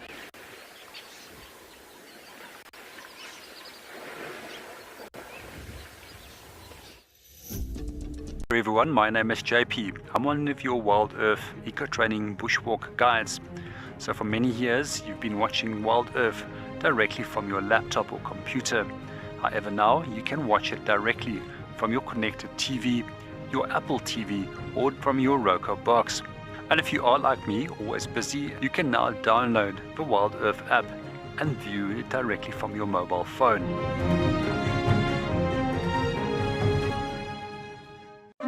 For those of you who love to join us on safari here on WildEarth, we have some news. This is incredibly exciting. The team have trawled through the archives and found the very best of safari live from over the years. Come and disperse it. With locations such as the Masai Mara in Kenya. You can see how close he is from where I am. Tswalu in the Kalahari. It is absolutely incredible. And of course, Pinda and Ngala right here on our doorstep. Listen. We have hours of great entertainment that is now playing on our channel. Catch up with guides from the past and of course your favorite animal characters. It's happening. I've never seen this before. The best of Safari Live will be broadcast on WildEarth channel daily, so jump on board and join us down memory lane. Times for this brand new series are on our website. Guys, have a look at what we've got. This is better than my birthday. Look at that. This is the first time that I ever see cubs this small. This is so special. This has officially just become my best sighting of all times. Tune into WildEarth every single day. It's in your nature. My favorite animal is a leopard, purely because I just think they are just the epitome of feline grace and power, and the way they can move about in any environment and remain hidden until they want to be seen, I just find incredibly intoxicating, and they're amazingly beautiful.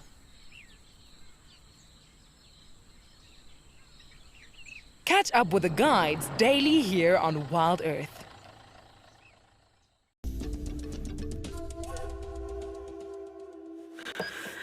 Welcome back, everyone, with elephant swimming at Cheetah Dam with Tessa. Beautiful sighting. We have Tandy at the moment.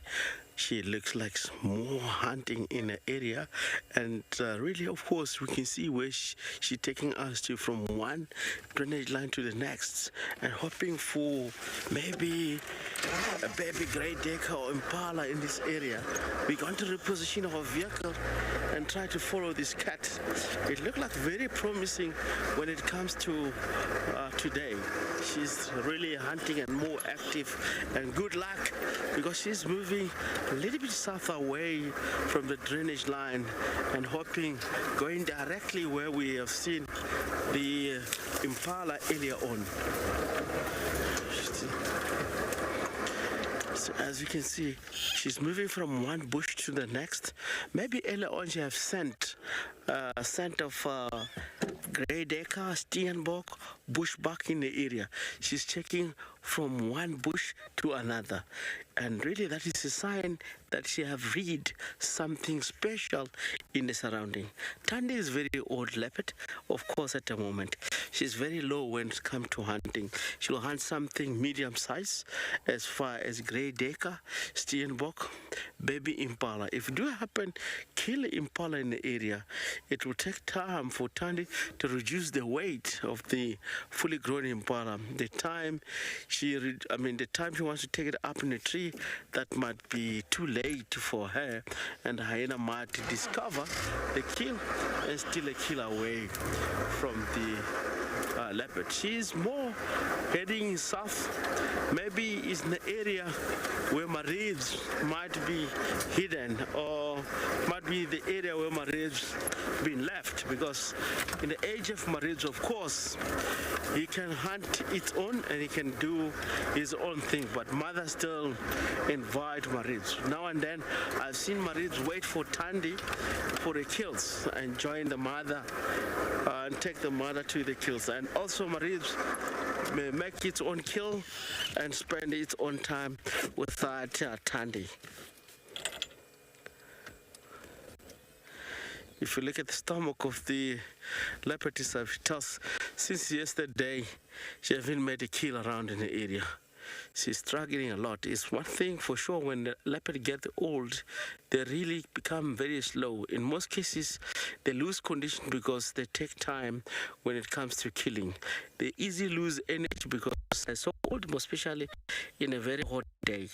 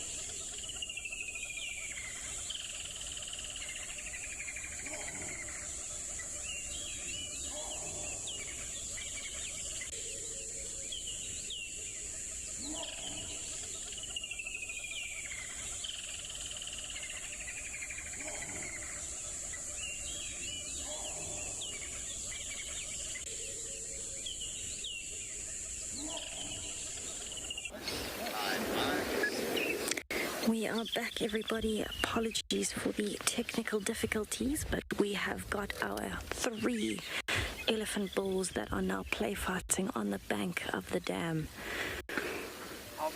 And it just seems like this is the best way for them to spend their afternoon. They are loving it at the moment.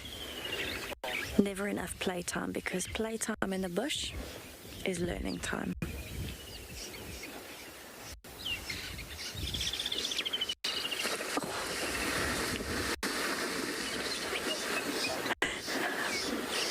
I definitely remember my brothers doing that to me, pushing me into puddles.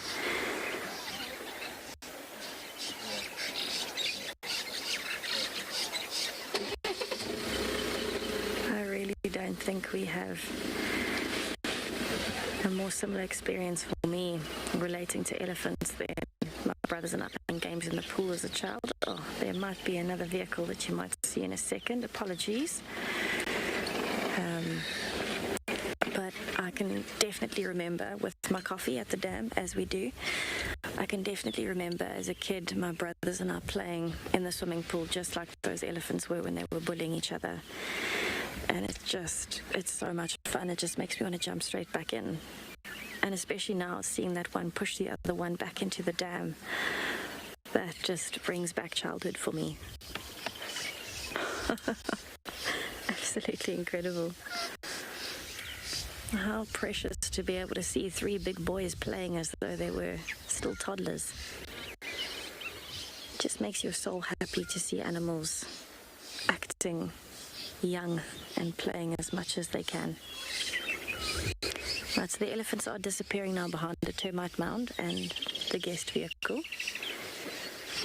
But we do still have quite a lot of activity around the dam. There are hippos everywhere. I'm hoping I get to meet Rolo while I'm here. And it certainly seems like the dam is the place to be this afternoon.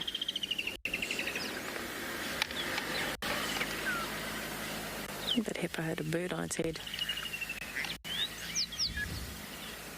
Alright, I'm going to see if I can get closer to those 3 elephant bulls before they disappear into the drainage line. But let's head back to Rexon, who is still with Tundi.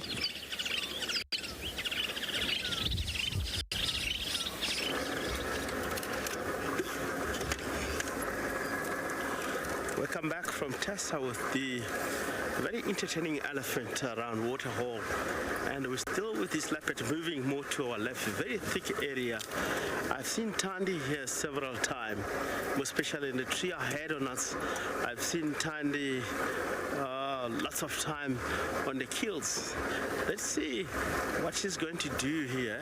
Maybe she'll come up in the same tree, or she'll continue moving. You can hear Franklin getting spooked by Tundi in the area. You know that leopard can take anything that they come across with it, especially if she hasn't made a kill for a while. She'll search anything that is really on their way. They will hunt it, even Francolin, water monitor lizard, rock monitor lizard, anything that might be come its way, she'll try to go for it.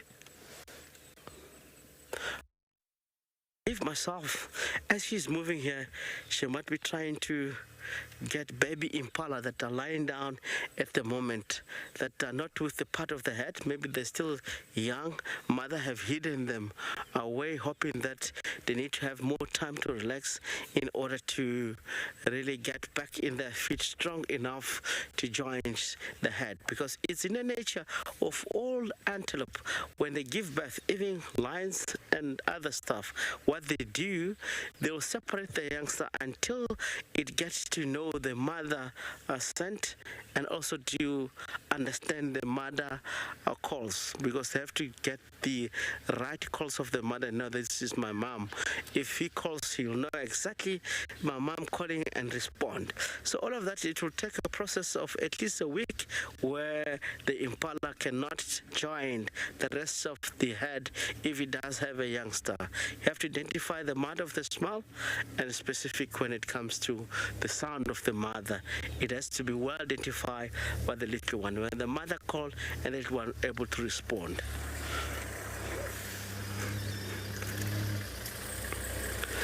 So she's up in a hunt. I can see the elephant ahead, more to the front of the leopard, about 50 meters. The same breeding herd of elephant that we view earlier on, they're coming in the same area, moving to the north.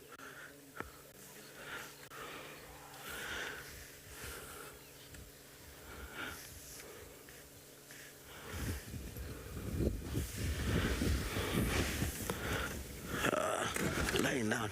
Let's reposition our vehicle and get to view this leopard to our best.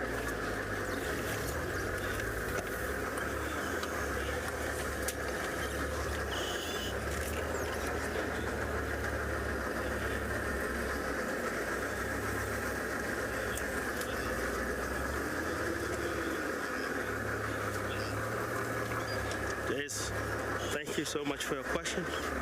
What one last time to say Marids? If I'm not mistaken, about 2 weeks back, Marids, I started Marids there by Torchwood Dam itself. Marids, he was around there for at least 2 days, not moving, waiting for mom to come. So he's alive, very healthy, and he's added weight, very strong, a big looking leopard. Of course, not so long. They might move out of the area of operation of her mother and go and find its own living somewhere and try to establish his own territory, I believe, not so long. We have had an elephant that joins Tande.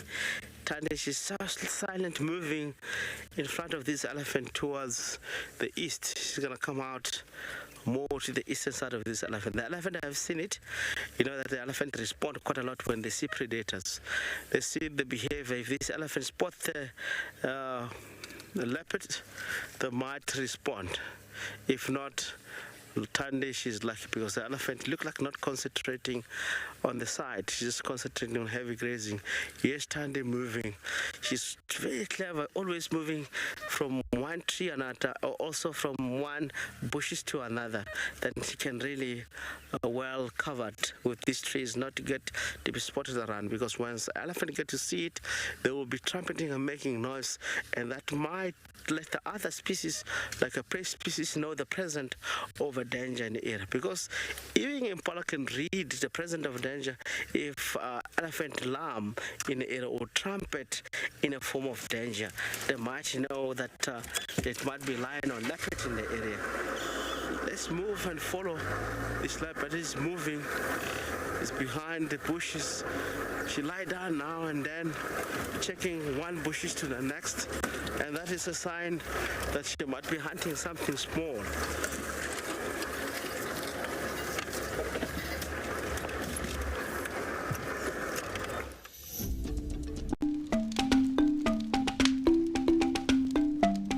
Nothing beats sitting around a campfire at night whilst on safari, listening to the calls of the wild and chatting to your guide. If you sign up to be a WildEarth explorer, then you can enjoy this from the comfort of your home. Imagine hearing bush stories from your favorite WildEarth guide and reliving their highs and lows of a life spent in the wild. Every month, WildEarth explorers will be treated to an exclusive fireside chat, special occasions, hot topics, and deep dives into the WildEarth characters. Everything else is just welling up inside of you, out in nature. You know, some people think I'm weird, but I have an absolute joy. I have a good time. No, I enjoyed myself thoroughly today. WildEarth explorers, it's in your nature.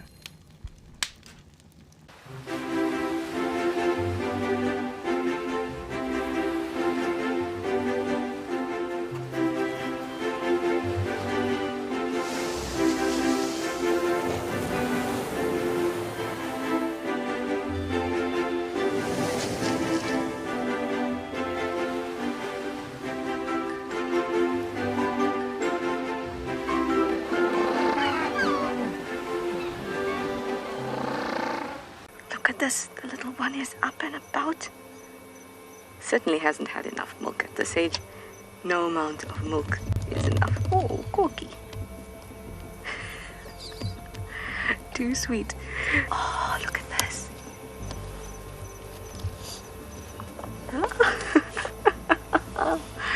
That is stunning. Tune into WildEarth every single day. It's in your nature. I am an outdoor photographer, a wildlife filmmaker, and a conservation storyteller. Penguin Beach is going to offer us this really unique opportunity to watch and pick up on the smallest of details in the penguins' lives. It's going to allow us the time to really get to know these penguins well, get to know their story, and get to interpret the little finer details and share that with you with a live TV show and get you to fall in love with penguins.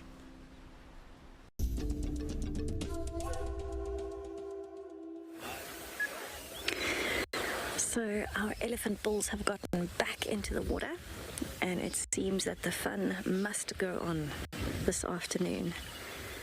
And I'm definitely not complaining. I'm sure you aren't either. Such a brilliant way to spend the late hours of the afternoon.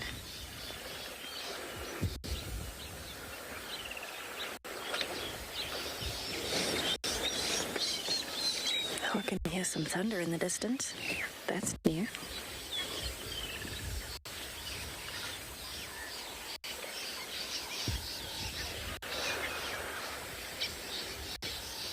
So I'm wondering if that elephant with its trunk up is actually smelling. They're getting out very quickly, so this is a very interesting reaction. There is another elephant bull coming from the dam wall, and I think they sniffed it. Do you see how that one put its nose in the air, its trunk, and then they all of a sudden got out of the water? And that could be in response to the fact that there is now another elephant that has joined the party that was not here, and maybe they're not too familiar with the elephant, and so they've moved off incredibly quickly.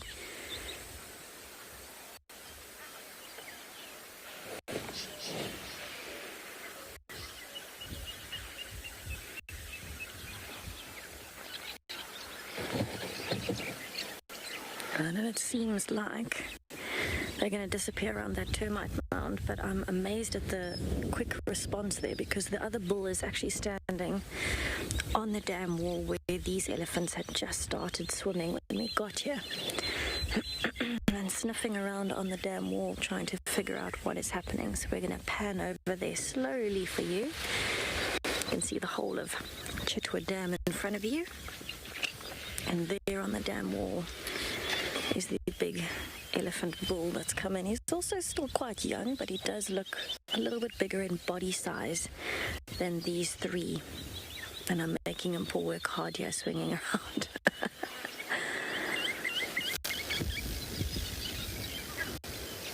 There you can see him walking along. So he's sniffing all along where these three were playing. It's exactly where they got out of the water and where two of them actually got in. So definitely picking up on information, using his sense of smell to determine how old these other elephants are, whether or not they're full of testosterone at the moment, things like that. They can pick up all sorts of cues from their sense of smell.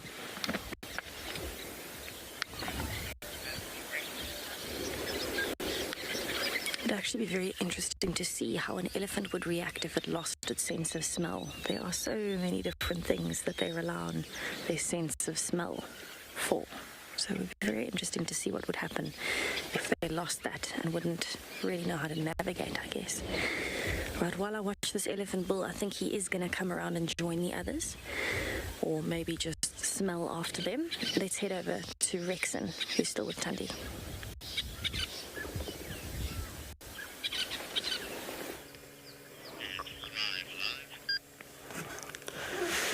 Welcome back, guys, from the elephant swimming. Look like it's a swimming day at Djuma Waterhole. All the elephant that comes down, they're really planning to swim. It's a very hot day, of course, right here. We're still live with Tandy.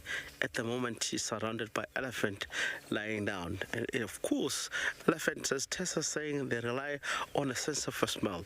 These elephant come close in, and nothing inside of an elephant just lie down flat. All the wind blows to the north, and they cannot read the sight of an elephant. Of the leopard present in the area. They're all very quiet. More especially, elephants have youngster in this age, in this regard. They will respond quite badly to the leopard.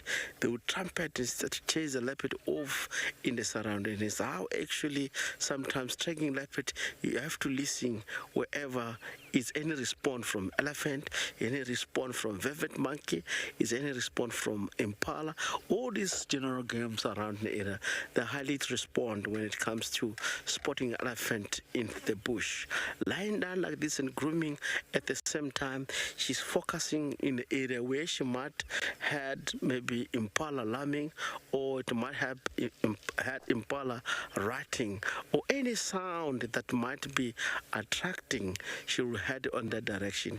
This time of day, you know that the impala, they're physically playing, and they're also celebrating weather.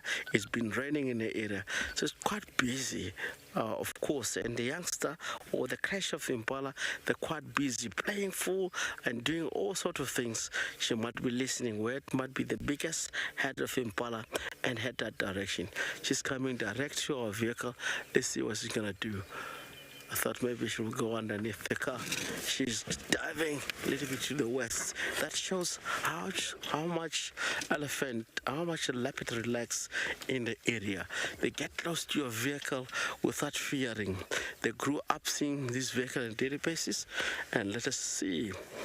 Yeah, we're not gonna move. I just want to see the reaction of an elephant if an elephant is going to spot this female moving to the west. She's going to go a little bit in the open. If we don't move vehicle and disturb the elephant, I believe the elephant will spot this female and respond.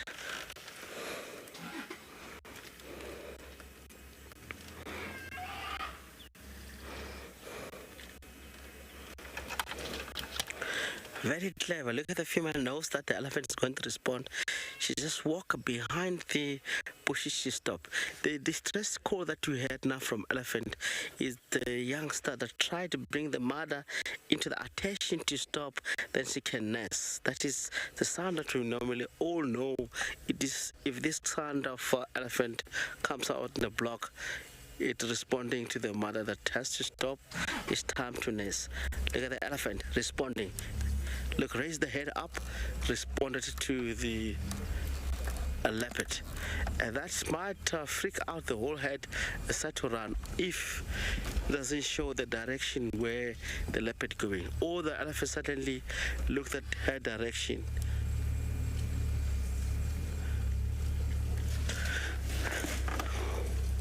Let's try to reposition ourselves and move a little bit more forward.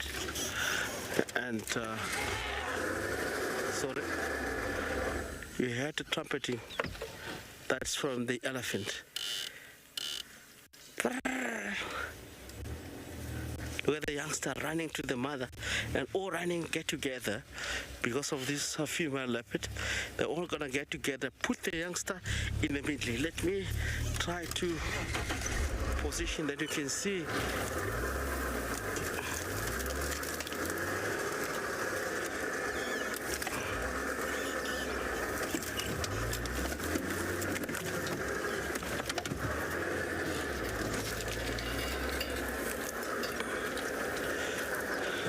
I just want to show you they put the youngster in the middle just because of presence of predator. You had the all joints together. Immediate effect, the youngster is being protected. So in this regard, you can see that the elephant are a lot more protective from the youngster, more especially responding on the predator. It's just a leopard. You get to hear that the trumpet that comes out, it shows that even elephant doesn't trust leopard at all. It's a big animal, and the youngster are more vulnerable from leopards and lions. Tandy, she's moving a little bit away from the danger.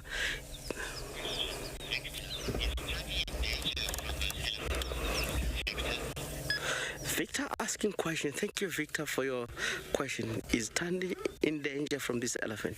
If Tandy comes close to this elephant, yes, he might be in danger. But know that Tandy immediately affect the first elephant trap, and Tandy went more to the right of the elephant. She's walking away. We have game drive vehicle that really staying with Tandy and see the direction while we're showing this action behavior of an elephant. Soon they account danger. What they do immediate effect, they will try to protect the youngster, put the youngster into the middle and stop not grazing and looking in a direction or form of danger. At the moment you can see they are now trying to relax, but the youngster is touching the mother's belly to show that mother, I'm around, I'm very close. Look at the one somebody elephant there trying to kneel down and cut or try to break the roots. Of course, they really like the roots this time of the year. All the roots that they can dig it out, they really use them, they eat them because they have a lot of moisture. Remember, we're in a rain season where all the roots now at the moment, they harvest a lot of water. That's the reason the elephant doing that. Look at this, she's so conscious when she moves. Look at the feet, how it goes. From very silently moving 1 foot and to another and step in the same area. Of course, she's moving out of the area due to this cat. Let's follow up on Tandy. The elephant now, they're back into the normal situation. They're not going to respond to Tandy again.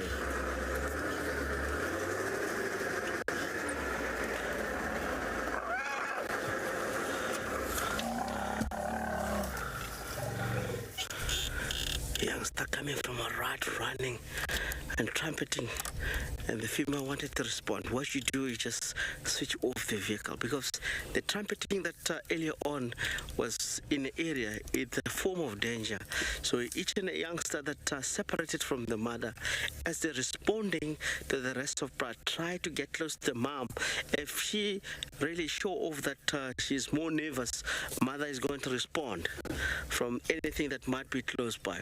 So sometimes there we get the account of we get elephant account into vehicle, try to come forward and intimidate.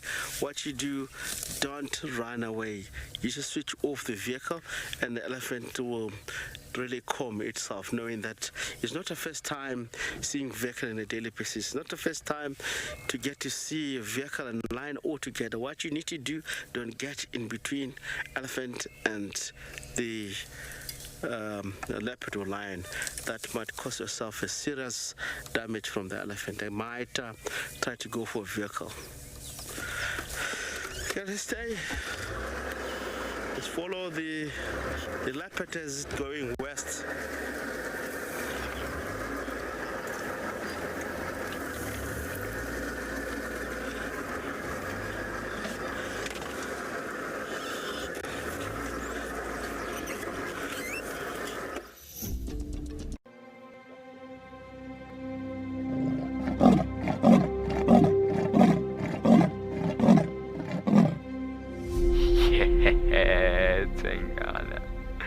That's my boy.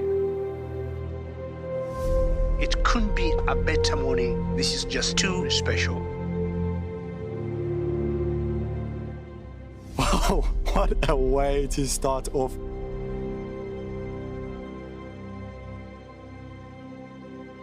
Bright colors, and it attracts the insect to the flower, which is exactly what we're watching right now. This is so exciting.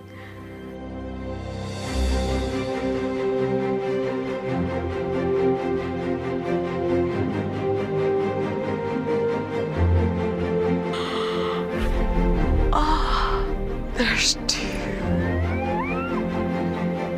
Hello, Mama. It's all good. Hi. Hi. The smallest baby black-backed jackal I have seen in the wild. Look how full the belly is. It is so incredible to spend this time so close to an African penguin. They just make me feel alive. That is incredibly sweet. Grooming each other. Play is vital. This is how they learn. This is how they would tackle prey. There you go, there you go. There you go, there you go. Heart is pumping right now. Look at this, everybody. We've got a live kill. There's nowhere to go. It's just such an incredible privilege to be out here. It just keeps on delivering.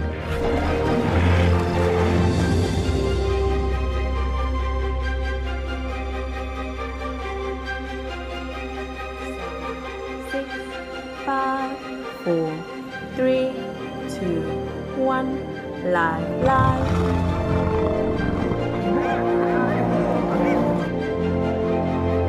There she goes, going for the youngster. She got it.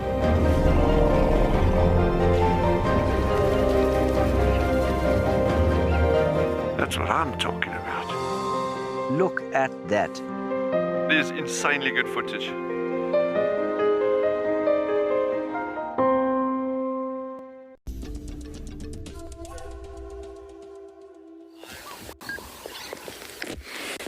So our elephants have moved off from the dam. The big bull came all the way along and chased them down into the thickets right at the end of the dam there. So now we are sitting here appreciating the view and the sounds, and I'm actually trying to scan through the hippo pod for one of the calves, Rolo, and at the same time I'm scanning to see if I can see any crocodiles. So far, no luck on that front. But an absolutely beautiful scene in front of us. I'm very happy that the sun has come out again. It was hiding for a while.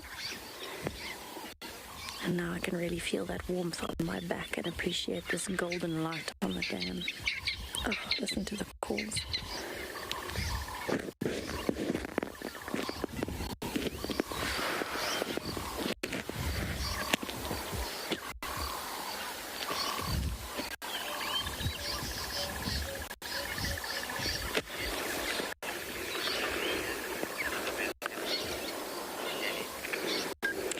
Shirley, I actually haven't been back to Vuyatela Dam to have a look yet, but from what I can tell from the dam cam earlier, both the hippos were still there, so it's possible that it just has not carried on yet because it's been quite hot today. But I am going to go back past there this afternoon before I head back to camp and just see what's happening. We didn't hear any commotion during the day when hippos fight. It is incredibly loud, like lions fighting.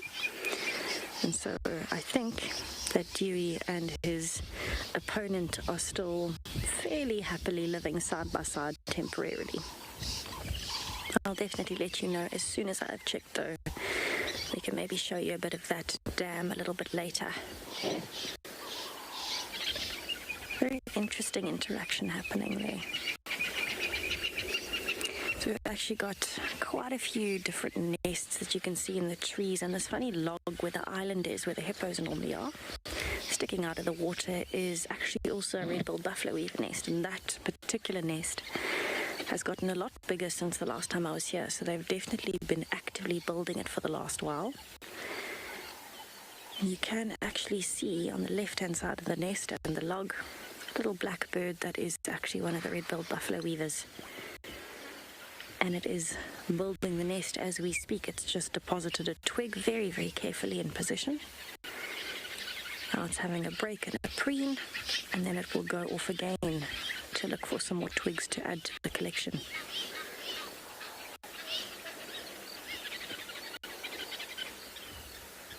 Oh, there's one of the hippos popping up behind.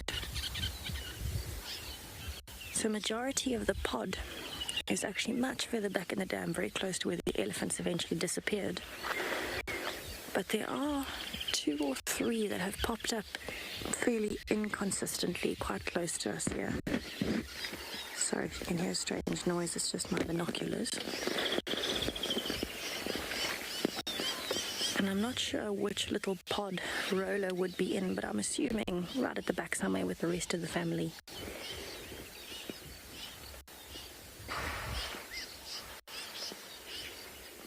One one of the best sounds to hear at the dam is as a hippo comes up and it does that big exhale. It sounds like a big bubble popping.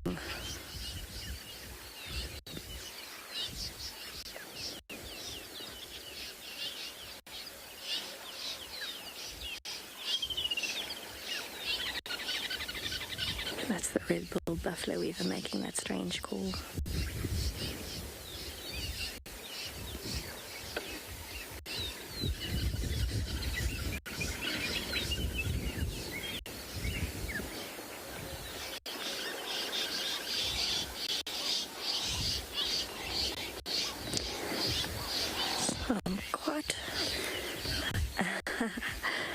Chase, I'm glad you're loving the sounds. I am as well.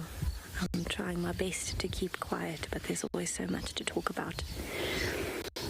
But I was just about to say I'm quite happy that the sun is out, because if it wasn't, we would not be hearing as many bird calls as we are. And it's one of those rare moments in life where you get to sit and watch nature come and go while you listen to incredible bird calls.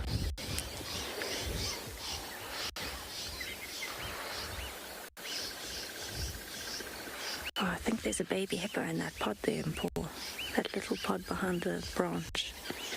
I wonder if that might be Rollo's family, just in front of the island.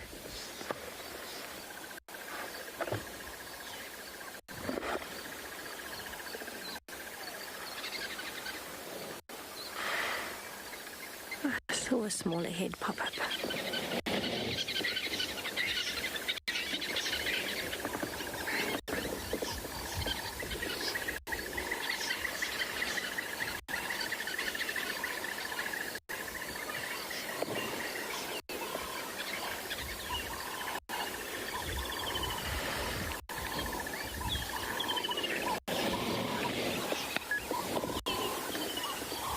I think most of the action of mammals here has come and gone after that big elephant. I think he was about 25 in relation to the maybe 15-year-old of the other three. After he moved off very quickly after them, I think most of the mammals are starting to settle for the night. So I'm actually going to carry on from the dam. I'm going to take a little bumble and see what else I can find on my way back towards Juma. And I'm going to send you over to Rexon, who is looking for Tundi.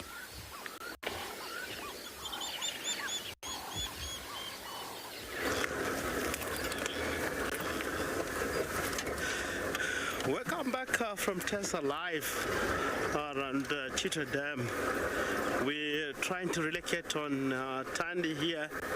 Mike have left the leopard, heading more or less in the area.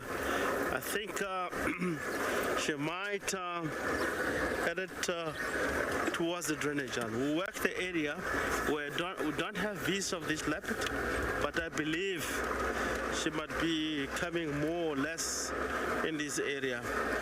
So leopard is very easy if you let it go ahead. When you are about 2 minutes, you may not able to relocate again. But standing, she was very slowly. This area is covered by elephant everywhere, and I believe she won't come a little bit more east. She will more to the west. We'll take the fire break slowly. See, very nervous young bull. And most of time, the bull seeing vehicle, counting vehicle, what they'll do the trumpeting and try to intimidate. Oh, amazing. Look at that. A young bull in the age of maybe around 7 years. It's in the nature of elephant once they get up to 18 years as a young male, they will be moving off away from the elephant head itself and join so-called bachelor boys or askari. They're all females, they stays in the head, and again when they reach up to between 9 to 12 years, they reach the sexual maturity, they start to really enter into oestrus circle, where the males will start to follow them behind in the area. For the first time when they get into oestrus, you can see that a young female, of course, will be really presenting a lot of attitude within the head, trumpeting and more showing aggression towards vehicle. But soon she's sadly mating with the male, you find that all that aggression is going to sadly within a couple of days. There's quite a lot of big head in the area.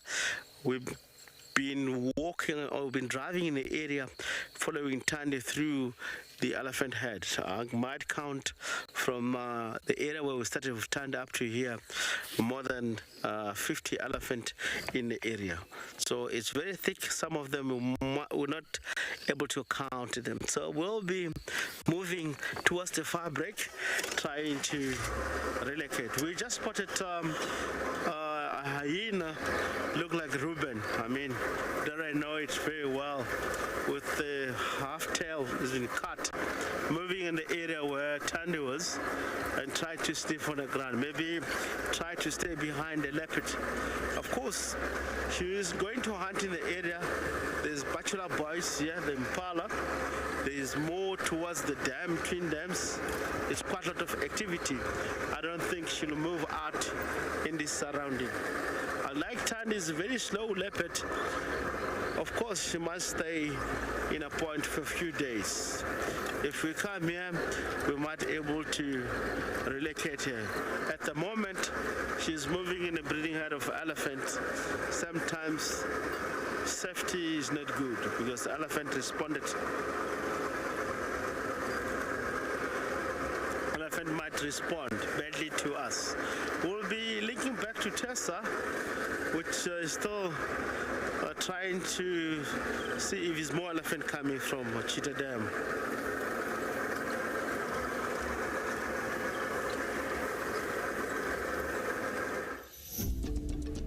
Do you dream of traveling to a far-flung wilderness location where life continues as normal? A place where you can escape to nature and breathe. If you become a WildEarth explorer, then this could soon become a reality. Subscribe today and stand a chance to win regular travel prizes. WildEarth Explorers, it's in your nature. Cape Nature is the chief custodian of the Western Cape of South Africa's natural environment. This highly successful organization strives to conserve the province's natural heritage to ensure a sustainable future. Besides nurturing nature, Cape Nature offers an authentic ecotourism experience to local and international visitors. And one of these experiences is walking amongst the penguins at Stony Point, or as we know it, Penguin Beach. WildEarth broadcasts live from here every day and is very privileged to be partnered with Cape Nature, who have focused their conservation efforts here.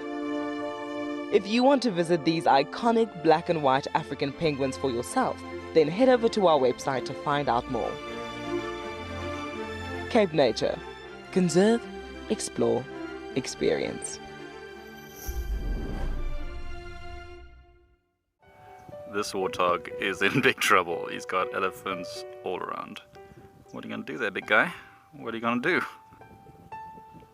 Oh, he's pretty brave, though. Oh, man, he's not even moving. Look, that elephant is trying his best, but that warthog ain't budging. That's madness. That's so funny. And we have a winner. The warthog wins the standoff. Expect the unexpected here on WildEarth Daily.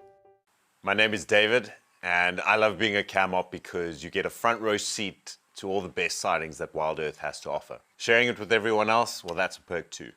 What makes the WildEarth experience magical? Well, it has to be the fact that it's live and interactive. The sighting that'll be ingrained in my brain for life, watching a lioness kill 3 wildebeest during the migration in the space of about 20 minutes. My spirit animal, that has to be a monkey.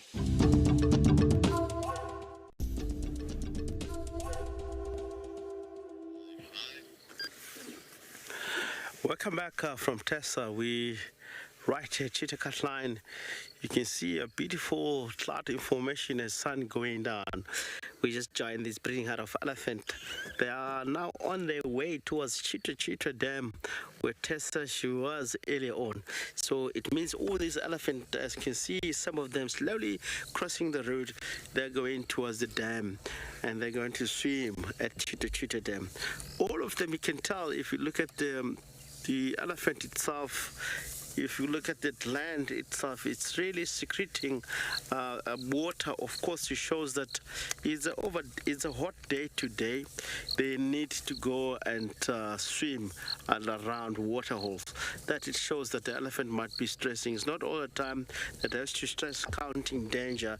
It might be telling the body that is more hot than it sometimes to go and cool down. Look at this elephant using the trunk, trying to smell what might be in the area. Very strong sense of a smell. Of course, the elephant is one of the species that well known by scenting anything that might be in the area and able to read it through Jacobson organ and know what might be going on. Of course, it's one of the species. If one of the elephant die in the area by the smell, they can able to tell on the ground.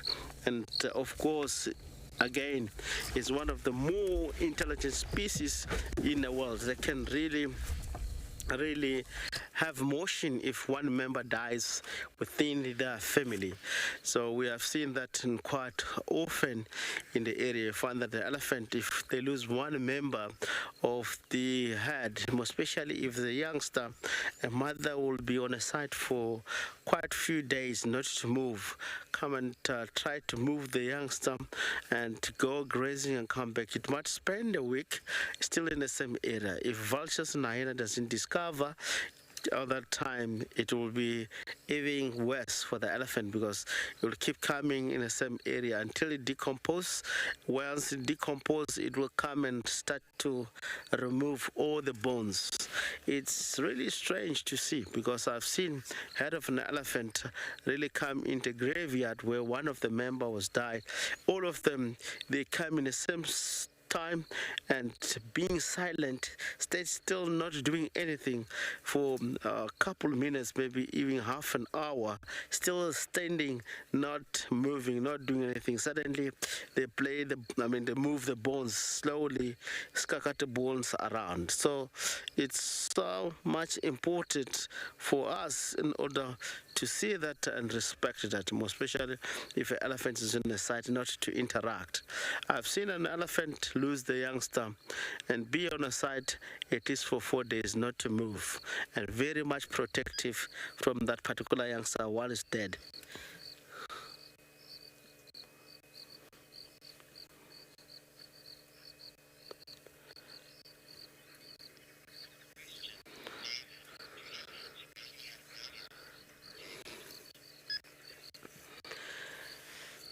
Not as David, not as we, but if happened where elephant died in a sport, of course they will come and do rituals as it's like we do in our graveyard. So we call that spot, that area, it might be a graveyard because the species itself, it does have motion, not like other species.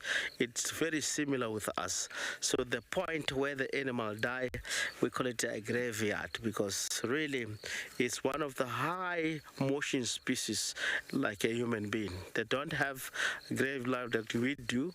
Of course, they don't. They only do rituals during that time and move out of the area. Now that hyena will come and move all the bones. It will be no mark anymore that elephant have died in the spot. You find even the skull, the hyena will keep moving. Also, the elephant will come and roll the skull of an elephant away from the point where it actually happened. So the only thing that we need to experience is to show the high motion that they have. They even come on a site where the elephant died.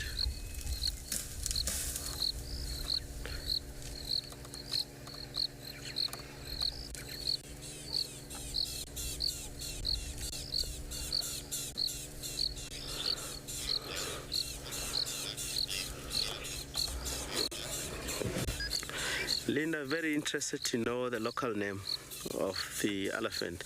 It's called Ndlovu. Ndlovu is one of the, in a local name, is one of the well-known in a high rank. It's a very respected name. If they name a person Ndlovu, you means you're in a high rank in the life within the structure in the community. For instance, I'll take an example for you, Linda, to understand. In our society, people can marry more than one wife. The first wife, it's called Ndlovukazi. It means it's an elephant. She's a matriarch. That rank, I mean, highly respected by the entire society or the tribe. It's called Ndlovukazi. Ndlovukazi or Ndlovu, it means the highest rank in the society. So this elephant in our society, we're given a high rank in the jungle. It's one of the species that is in the top rank, of course, well respected. Indeed, in our society, again, while Linda asking these questions, just remind me and spark to talk about the cultural thing that practices in our local areas. Dreaming and love, it means something good in your life, of course, because it's a high-rank species in the society and also in our belief. So it's more important to dream elephant. It means everything in your life you're going to prosper. So of course, dreaming Ndlovu is a good thing. It's not a bad thing in our society. So it's one of the most respected animals. Of course, even lion. Let me take an example of a lion. That means you are really dreaming something good that connected with your ancestors, which of course you need to do something around in your local community and also in your tribe. It's such an amazing thing, amazing beliefs in our society. We have nesting youngster in front of us here. Really shows how relaxed is this head. And the youngster green sea vehicle and can do a nesting in front of vehicle without fearing, because the elephant, of course, they're 24/7 feeding. You can see they're collecting a very good, highly nutrition. If you look at where the trees, the elephant have pushed the trees and are surrounded this tree, the grass itself is very healthy because it does have protection. Again, so all the trees that the elephant pushes, not just because it's always they need to distract, and we need elephant might in some of the area. I've realized over my years that work in the bush, or all guides that work in different areas, sometimes when an elephant pushes the trees, it could be helping the environment. Some of the area might become eroded. An elephant will know that before even we realize. They might push trees in those surroundings, or trying to create a home for the other species, or trying to conserve the grass, that the grass in that area is no longer good. So it has to be a healthy grass, because the tree itself is going to decompose. Remember, out in nature is nothing that's going to waste it. Even these trees that are going to be pushed, they're going to be eaten or decompose back into the soil and as a form of manure, and the grass itself and the ground will really love that, because they will be fertile and able to give a healthy grass in the surrounding.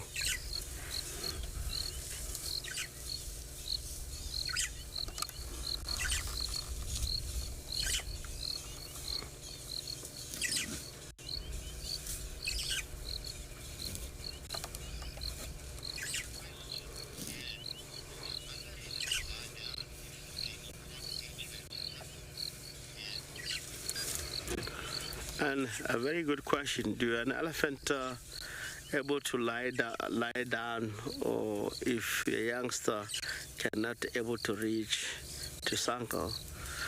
I haven't seen that, honest speaking, but you know, elephant is one of the most intelligent species. Why not? It might do it, because if they realize the youngster cannot reach the height of the mother, because all these elephants, they're not in the same height. Some of the elephants are so staunchy and bulky. Some of them, of course, size, when it get to the youngster, they get born, they might be very difficult to reach the mother level. But yes, it can happen. I've seen elephant before, try to kneel down and the youngster able to nurse. That it can happen to lie down. Nothing can stop an elephant. Elephant can make plans all the time if something doesn't work in their way. While we're on that question, do elephant can lie down? Talking about the high intelligence of the species itself, is one of the species in the world that can recognize itself if it comes to a mirror. Of course, they can know that is their image. They cannot fight back. It's not like the baboon and the other species. Once they get to see themselves, they will try to fight. The mirror look like it's another baboon challenging, or lion or leopard, something like that. So this species, it's a highly intelligent. There's quite a lot of things that they can do in the practice out in the bush with the youngster and the behavior in general that we can also read and present it with the elephant out here.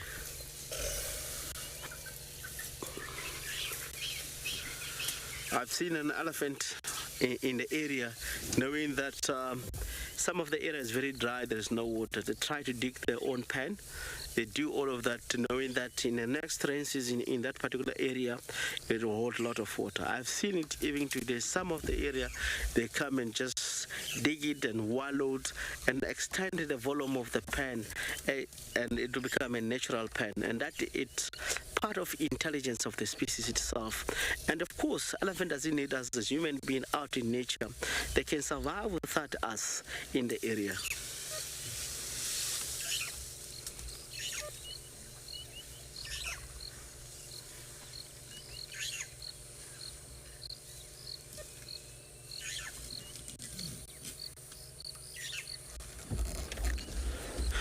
Beautiful species, beautiful, more beautiful.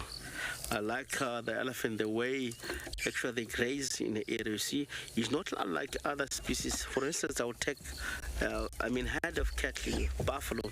You see an elephant now and then they'll graze, pluck the grass from now and then, and keep on moving all the time. And the way they move, they would never ever cause erosion in the area. They move in a form where they can able to really cover the ground very well.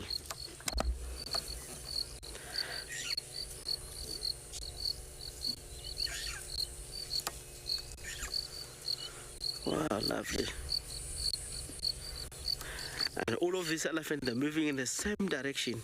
The first head that we spotted early on, they're moving kind of north-northeast. From where we lost Tandy, they're also moving north-northeast.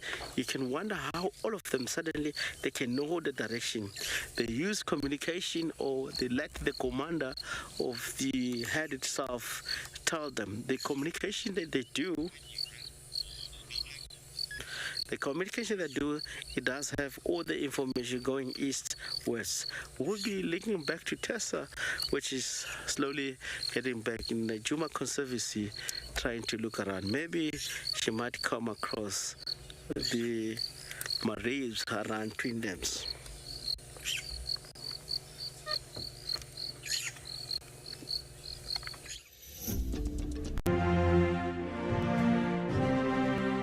If I could take you on safari all day and all night, I would. But unfortunately, it's not always the best time to see the animals. Now, in between safaris, you can watch the WildEarth channel with loads of extra shows. If you have a connected television, Apple TV or Roku box, then download the WildEarth app, and if not, then just find it on the App Store on your phone.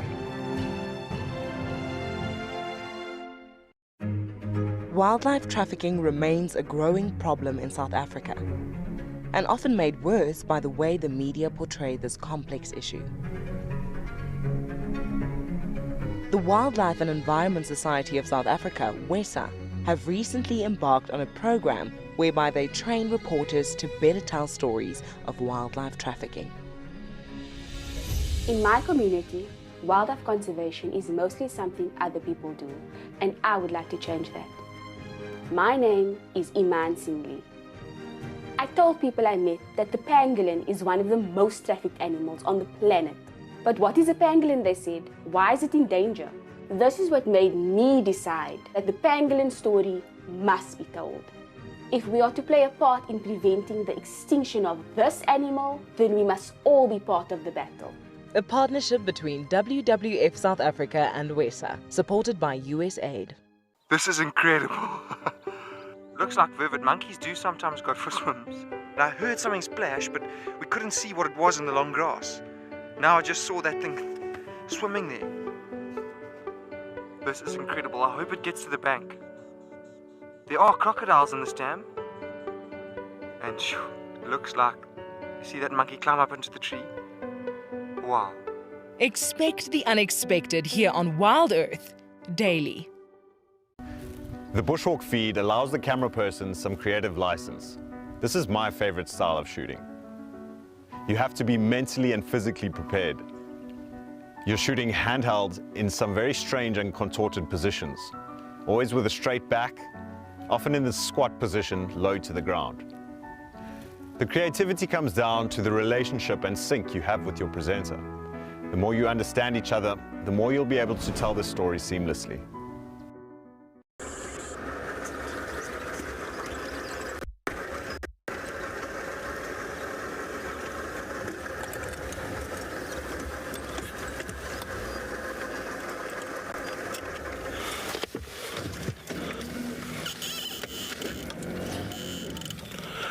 Welcome back. We just spotted a big warthog.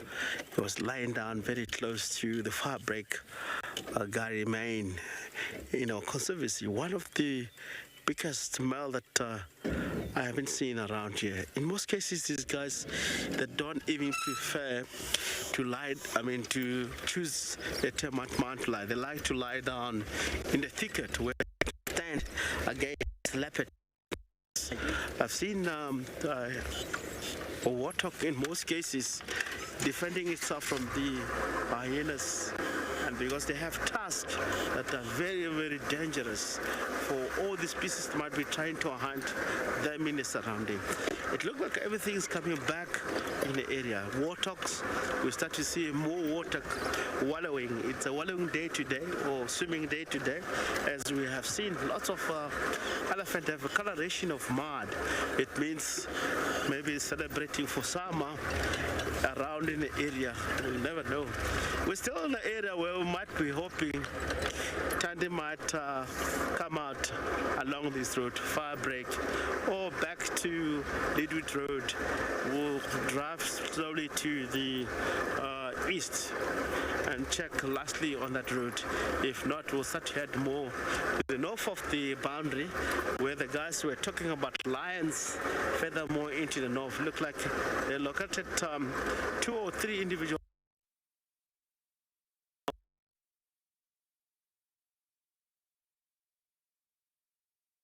It looks like the pride itself that now split up in a very small group, and that is might caused by 2 things, but because by new arrival, it might caused by because the pride itself is too big.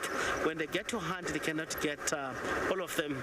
They cannot really manage to get food once they bring impala or kudu. Is too much pride, and all the lions in the area, how the pride form. If you see a big pride in the surrounding, it means in that particular area where they're operating, there are lots of general game or herbivores or buffalo, or they're able to hunt giraffe. The lions cannot handle big prides. Of course, if it do happen, it means that they're more successful. If not, they start to break up in a very small individual members that they move in their own direction, and they can, if they hunt something like fully grown impala, being 3 or 4, they can have share out of it.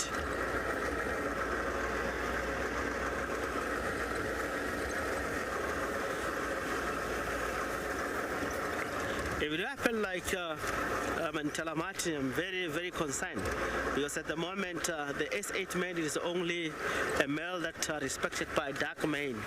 So that means being a lonely male, not with the coalition members, still in the area. If S8 male mate with the female and have cubs, I bet you they're not going to survive in the area, because in general, over many years, from Mapocho, Matimba, and all Machingelan, Birmingham's, all this big pride of collection comes in the area is not an end. I believe there will be more males coming in. Being individual, I don't think is going to work in the area. The reason behind that, if I look at in the conservancy where we are in the Juma property, we are situated in the north reaches and the eastern reaches of the Kruger National Park. All the migration of lions or young males that were kicked out from different pride according to the age. This is the gate, is the first arrival in the area. So all of them, they come in numbers and they will start to challenge. We haven't seen, oh look at the hyena supper all that. We haven't seen again for the last 5 years the big pride of males coming in the area, but we had that there was narrow pride, which there were 5 young males that were roaming in the area of Manyaneti to the south, coming into the north. They came into the area to inspect the around, and they went back. I remember we have seen them as far as Flemon's Deep, and they go back, which means if they still are, surviving in that area, they might come back in big numbers and try to push all the males here. We look at the young hyena. I'm not sure whether which one is this. I can't tell the names, but more to the left we have seen Ruben moving into the east. So it looked like the hyena den might move fairly into the area where we are. Although Ntima. Darren suggested maybe it might be Ntima. A very good name. It really, the name it really represents my surname, which I'm Ntima also. It's such a beautiful name. I'm really not going to forget. I'll try to identify this individual subordinate in order to know it directly, because it does carry my surname easy on that way. This kind of a behavior tells me that something here, Tandy is not out of the area, because we have seen Ruben walking around trying to search around in the area. Is how it actually happens in the area. If a leopard doesn't make a kill during the course of a day, when the sun settles down, all the hyena, they go in a different areas, looking around in possible what might be killed in the area. If not, come across with a leopard, they're not going to kill the leopard, they're going to stay behind with that particular leopard. If it does hunt, they will scavenge. They do hunt, of course. I was talking today about how actually they get to fail in the area. The habitat is very thick, but if they go in an area where it's open land, they're able to be successful more than anything else in the list of predators. So just because they are right here, which is very thick, they cannot keep up with all whatever they hunt. It's very easy to lose. That's the reason you find most of the time hyena will hunt into the open space or clearing that we have, that we are created around sands. You tend to see them get active there, trying to hunt baby impala this time of the year.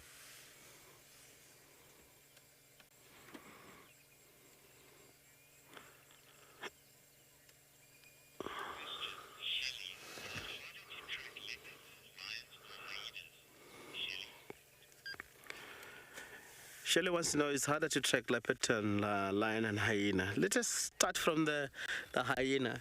Shelley, to track a hyena is to wait for a moon to come to the earth. These species, they move a lot. Within an hour, they might cover a distance of 40 kilometers. They sometimes walk as it is. They have something, they gallop, they run. So, tracking hyena is the same as tracking wild dogs. Wild dog, you just track them. You just get the direction and follow the direction and try to communicate with the other guys in the surrounding and really tell them where the track's going and intersect all the roads blocking the road. Is how actually you may get wild dogs. Same as hyena. Hunting hyena, it's a waste of time. Lion lions and leopard is different.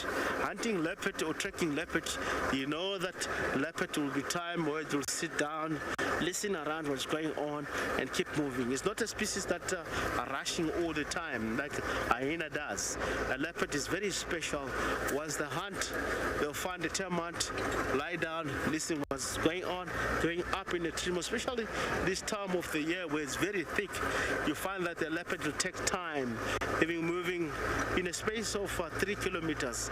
Of course, just because also that makes them not to move much. There's quite a lot of leopards around here where they try to avoid one another. If they keep on moving, it doesn't work at all.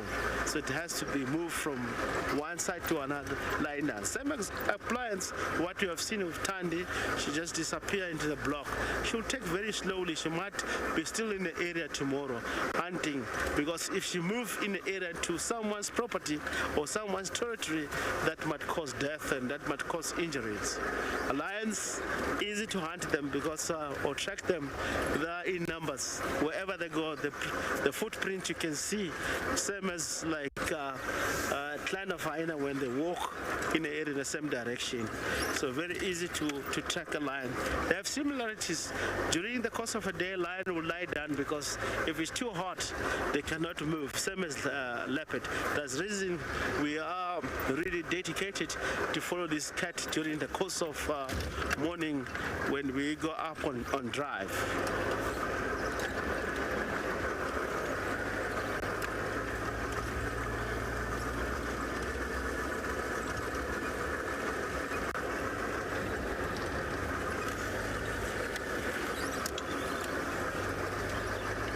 Miss Tandy, she might be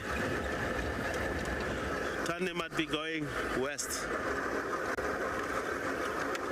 Take a look.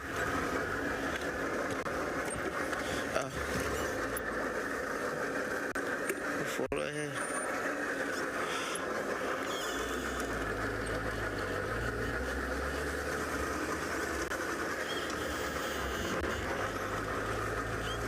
Let's check once more Gary Main. Maybe Tandy is gonna pop out across the Chitwa. Let's check Gary Main. Maybe Tandy, she might cross into Torchwood or Little Gary. We're gonna quickly, she's still moving into the direction. We'll be linking back to Tessa.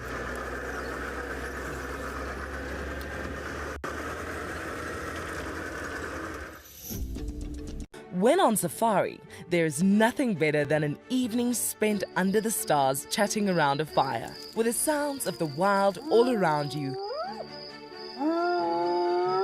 If you sign up to be a WildEarth explorer, you can build your own memories by joining our guides for regular fireside chats. Subscription payments can be made by PayPal, credit card, and now bank transfer. WildEarth Explorers, it's in your nature. BirdLife South Africa, our country's only dedicated bird conservation organization. They have been very successful in a number of areas, including the conservation of more than 150,000 hectares of grasslands and estuary habitat, saving thousands of albatrosses in trawl and longline fishing, and training community bird guides as ambassadors for nature in rural areas. Celebrating their official 25th anniversary, they are sharing 25 of their top success stories across their social media platforms. BirdLife South Africa is currently striving towards the conservation of 132 bird species that are heading for extinction. If we conserve birds, we will protect other biodiversity and important habitats that provide clean water and clean air for humans. Their work is forever ongoing. People who love birds can become a member of BirdLife South Africa or make a donation towards a bird conservation project. Our bodies are made up of about 60% water, which means that in a very short space of time, you can dehydrate completely. A relatively efficient way of collecting water early in the morning is to take an absorbent material like a sock and to walk through the grass, absorbing the condensed dewdrops on the grass. Once the material is saturated, you can then squeeze it out into a container, or you can suck it out directly into your mouth. Hi, I'm Mike Anderson, and I come to you live every day from Eco Training Pridelands Conservancy in South Africa. The wild animal I think is most underrated. I think buffaloes are the most underrated. They're so tenacious and ferocious, and also very, very protective of each other, which I find incredible.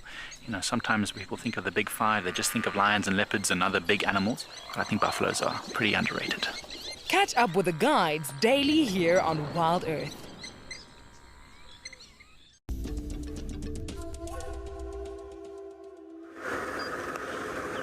Welcome back.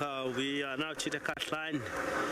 We are trying to loop around if Tandish might come out in the area. Possibly this is the area that Tandish might come out. And thank you for identification of the Navella, the sub-adult female hyena.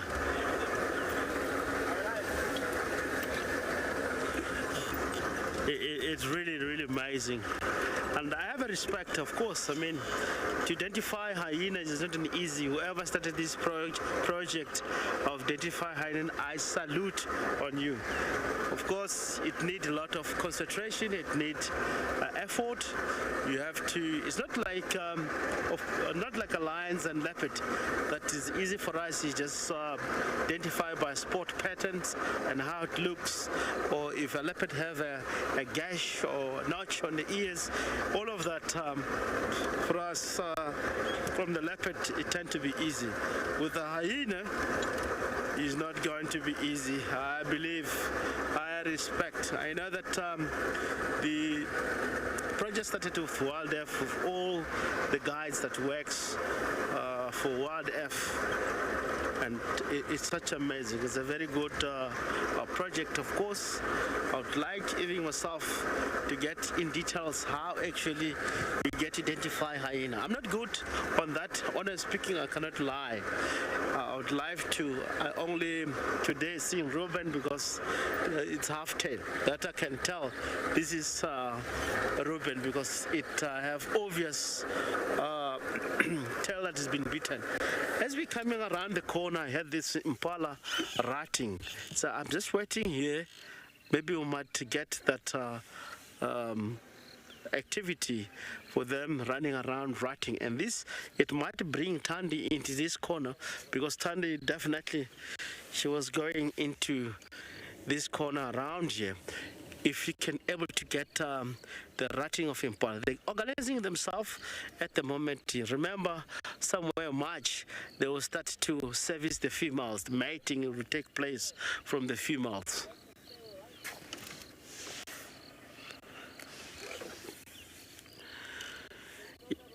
All of them that are in the area, they have their ranks as it really put into order. There's a dominant number 1, number 2, as it go. And that is just waiting. If it happens in the right time of the season, each and every male will have a turn to go and mate with a female. If it do happens that a male is getting weak from the rest of the female, of course they will challenge him, because the female, they don't want to carry a very weak gene. How can they announce themselves to the female that the male is no longer having energy? The female will be out of control. They will be running around, and without any male that will head them in the right direction. You find one female goes there because he's been mating and he's losing quite a lot of power. By then he will get challenged and kicked out, and the stronger one gets in.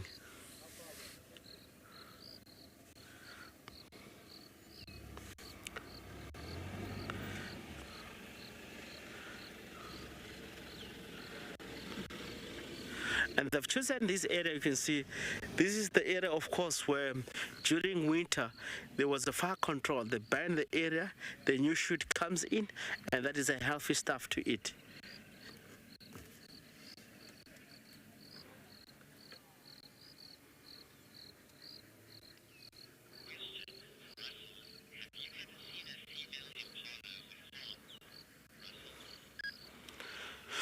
Thank you, thank you. I didn't get the question. Maybe Danny can get. Female impala with horns. Yes, yes, definitely. I've seen it many times in the area. in Juma, also in the conservancy of Juma, I've seen quite a lot. In our neighboring area, I've seen a lot. But what's interesting with the impala, of course, having horns, you tend to see that in most cases, even if it's a female, what happened, the male cannot mate with that particular female just because it does have horn. It will be always moving with the females, but there will be no mating that takes place. Maybe in some of the area, it might happen seeing a male trying to mate a female of the horns, but there's nothing that can stop that. And the cause of that, I cannot tell. Honestly speaking, I've read all the book. I haven't come across with that information, why a female impala have horns.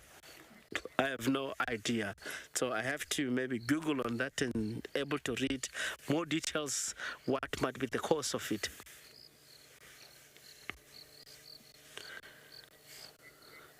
I've seen it before here in Juma. I've seen it before in the neighboring area in Hofmans, Chitwa.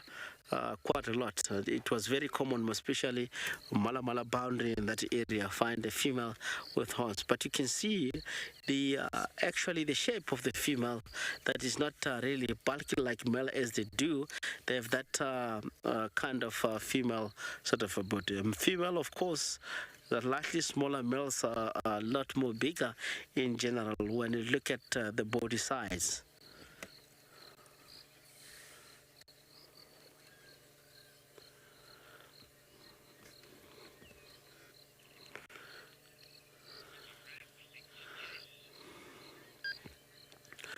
I'll be, guys, moving west along Gary Main, away from this impala, trying to check if Tandy is going to come out in the area. At the meantime, we'll be linking back to Tessa.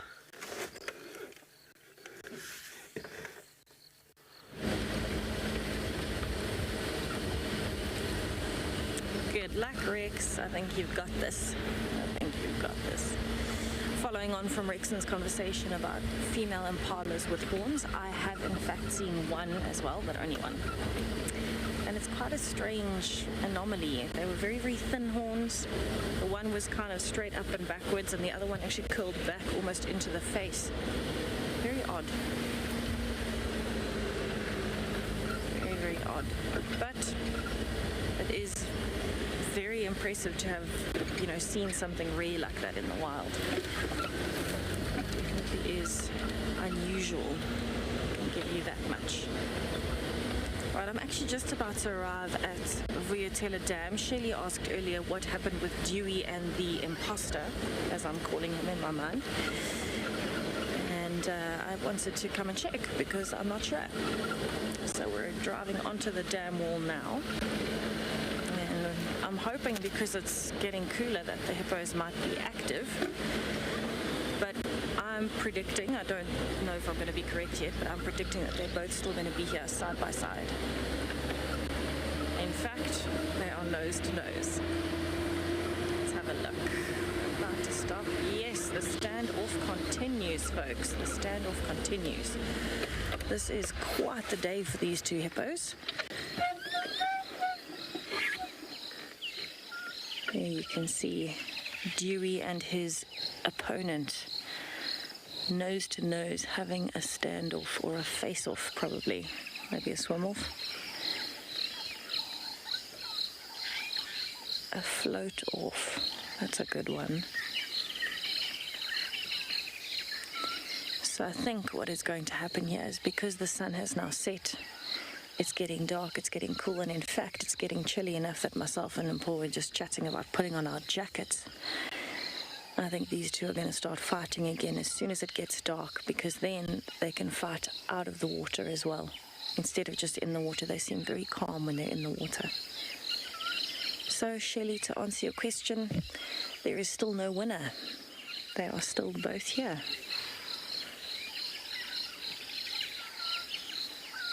I can tell you they are looking a lot more subdued than they did this morning.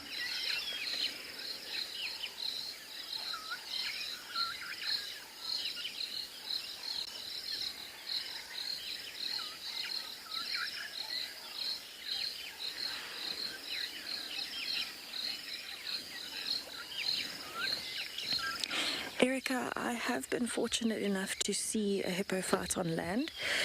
It wasn't as severe as this one, though. This one, from what we could see from the dam cam, looked very severe. The sounds sounded immense. It was like lions fighting. But the hippo fight that I saw on land was actually just, it had gotten to the point when I got there that it had almost turned, and it was kind of the defeating moment where one hippo was chasing the other one and he ran off. So I didn't see much of it, but I did see a little bit of it, and then obviously the end where the one hippo admitted his defeat, he accepted it, and he ran off. But I can tell you that from the tusks that they have, the injuries that both of the males had looked very painful. They were very deep, and you can see it very clearly on a hippo. They have very thick skin. It's anywhere between 4 and 6 centimeters, depending on the individual. Should be closer to 6. But those tusks are so sharp, and in fact so hard, much harder than an elephant's tusk, that it was impressive to see the depth of the wounds on their faces, necks, and for the one that was defeated, he actually had scratches all the way down his back and into his rump. And it's very, very pink on a hippo's skin because they've got such dark skin. As soon as it cuts the top layer, it becomes very clear. A little bit of a dominance display there. Seems like Dewey is still more comfortable under the water than on top.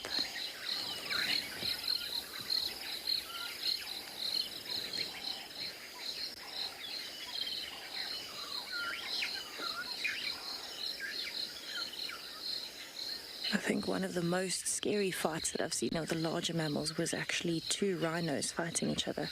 It was 2 white rhinos. And again, the noises, the sounds that they made were, I want to say, mind-blowing, because, oh, that's a good display. That is intended to show everybody how big and strong he is. That's how wide he opens his mouth and how big his canines, his tusks are. I'm going to sneeze. I'm so sorry. That was probably incredibly loud. I apologize. Ooh, I'm so sorry. The dust got me there. Sorry, going back to the rhino fight. These 2 rhinos. Oh, thank you, Jared. He says it wasn't that bad. Thank you. I always worry and think somebody's going to drop their coffee. They're going to get such a fright when the noise comes through. I know I've done that a few times. But this rhino fight was, I wasn't expecting the sounds that I got. Obviously, there were sounds of the impact of them hitting each other. Oh, we're sizing up again.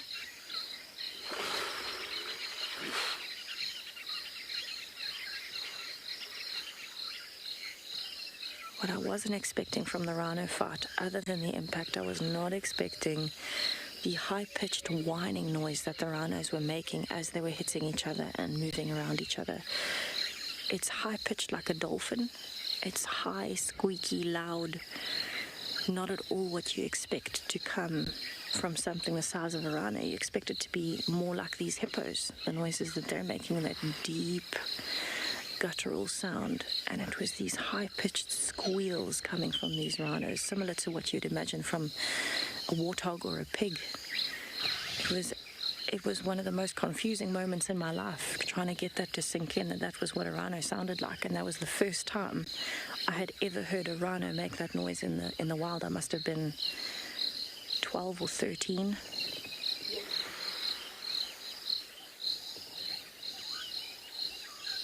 We were quite lucky for that. It was similar to the situation where we were up on a dam wall and looking down, so we could see the whole thing from a distance as it played out blow by blow.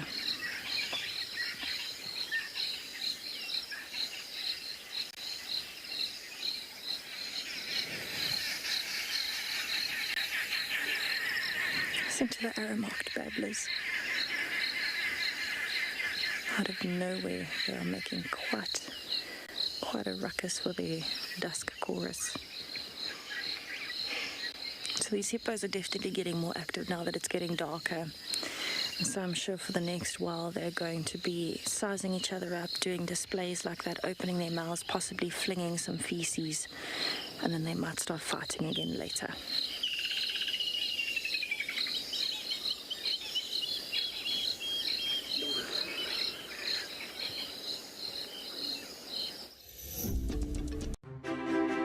As a naturalist, it's really important that I stay up to date and up to breast with what's happening in the wild and the world around us.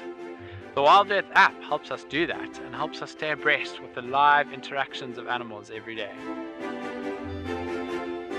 We're going to be here at Stony Point bringing you the African penguin story, and we'd love to see you on the app.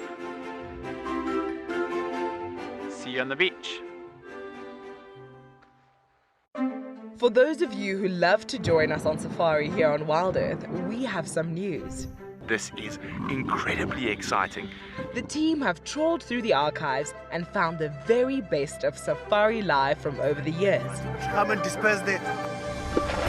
With locations such as the Masai Mara in Kenya. You can see how close he is from where I am. Tswalu in the Kalahari. It is absolutely incredible. And of course, Pinda and Ngala, right here on our doorstep. Listen. We have hours of great entertainment that is now playing on our channel. Catch up with guides from the past, and of course your favorite animal characters. It's happening. I've never seen this before. The best of Safari Live will be broadcast on WildEarth channel daily, so jump on board and join us down memory lane. Times for this brand new series are on our website.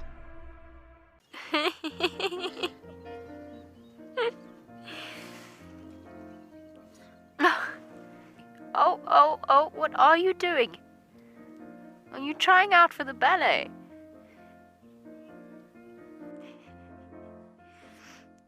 Now it's an itchy bottom. Up we get. Mom's coming. Everybody's moving off. My name is Lauren, and I'm currently working in Djuma Private Game Reserve here in South Africa. I love answering your questions during the live safaris. It's my favorite part. It feels like you're on the vehicle with me, and I'm able to teach you exactly what you want to know.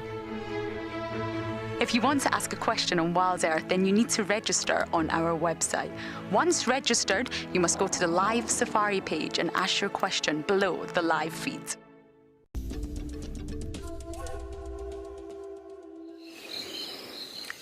So we're definitely in the phase of sizing each other up at the moment.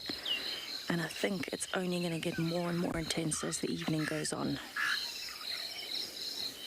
So we've had a little bit of displaying here and there, especially the imposter, as I'm calling him, the new male that's challenging Dewey. He seems to be, every time Dewey gets too close, he seems to, oh, let's watch, open his mouth and make quite a scene.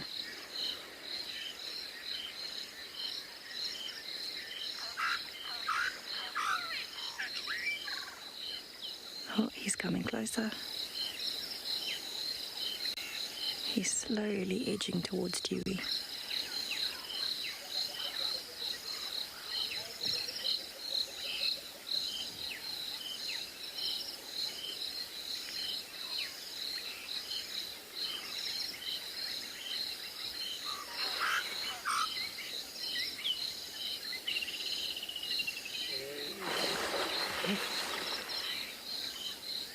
I think Dewey's getting a bit upset and agitated that this hippo is still here.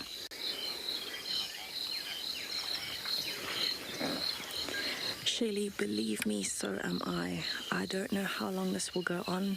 It could last days, it could be over tonight.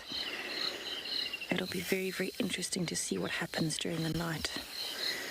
I'm sure we will be following it with the dam cam and just having a look to see what happens. I know I'll be able to hear it from camp.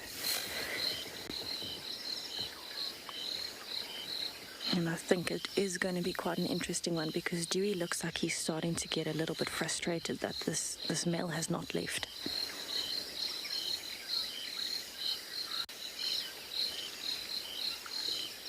This morning it was actually more the new male that was doing a lot more displays. This afternoon it seems to be Dewey. There's a display coming. He's trying to show Dewey that his mouth is very, very big and so are his teeth. Look at that.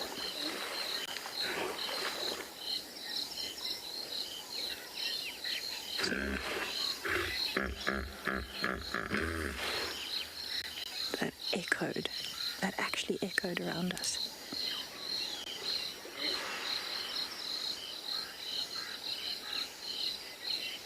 So to me, Dewey definitely looks a little bit smaller than this new male, but Dewey does have the advantage that this is his existing territory.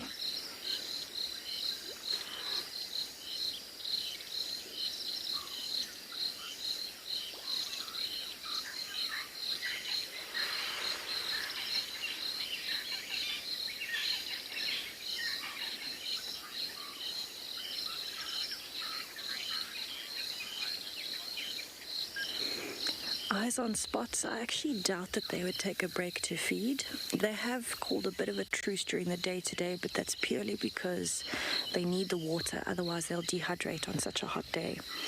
When it comes to feeding, they don't need food as much as they need to make sure they can keep the water source as their own. And so I somehow feel like even if they go out onto land, which I'm sure they are going to as soon as it gets dark, they'll be focused solely on fighting.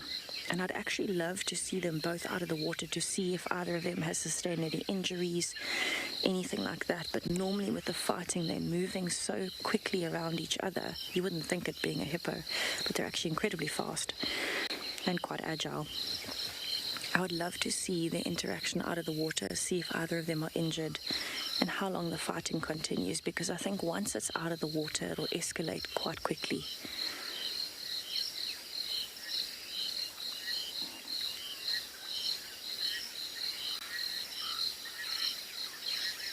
As much as the displays have been quite loud in a sense, this is actually very mild.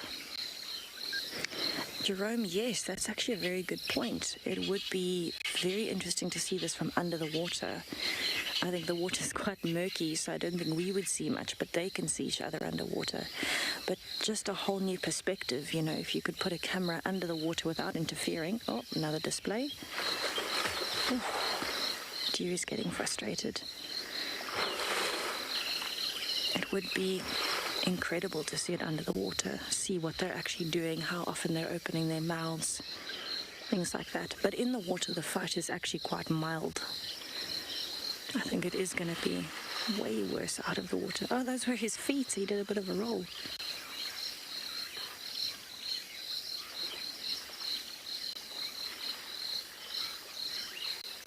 Oh, he looks like he wants to get out. He's moving towards the bank.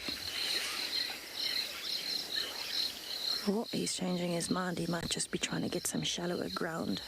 Maybe a bit of a run-up or a height advantage. There's a grey heron flying over. I'm not sure if it's trying to be the referee or not, but I think it just got itself into the middle of something it might not want to be in the middle of.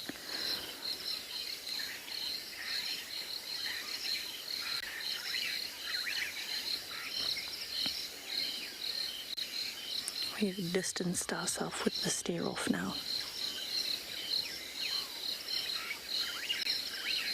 I mean, such a peaceful evening, you would never think that there is a life-altering battle happening in the water. And that's exactly what it is for both of these males. It's a life-altering battle. If they lose the territory, it becomes a problem. Then there's a whole lot more challenges to face tomorrow morning that there were not today.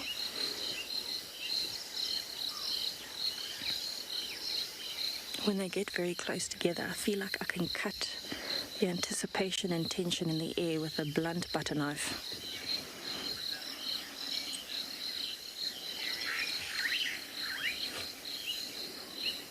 Be Lacquer, good to hear from you again. This is a battle for the entire dam. Male hippos will not tolerate each other in a dam of this size. The only place that you will find multiple males in one dam is when the dam is so big that they won't actually overlap in territories. But that has to be, when I say a big dam, I mean when you stand on one side, you can't see the other side.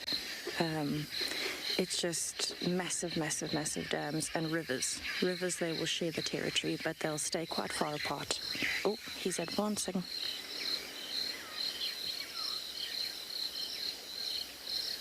Yeah, unfortunately for hippos, water is a very, very in-demand commodity. And so they can't afford to have it stolen, because with water comes life. Not only in terms of keeping each hippo alive, but it brings females, and females bring babies. So your bloodline survives, and that is the point of nature. Survival of the fittest, passing on your genes.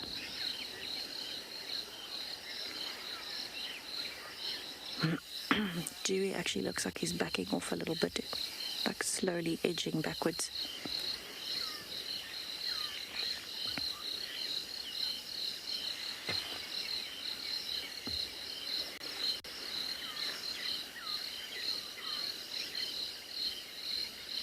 So I'm quite keen to see at which point they'll start displaying with a bit of feces flinging, if that's a nice way to put it.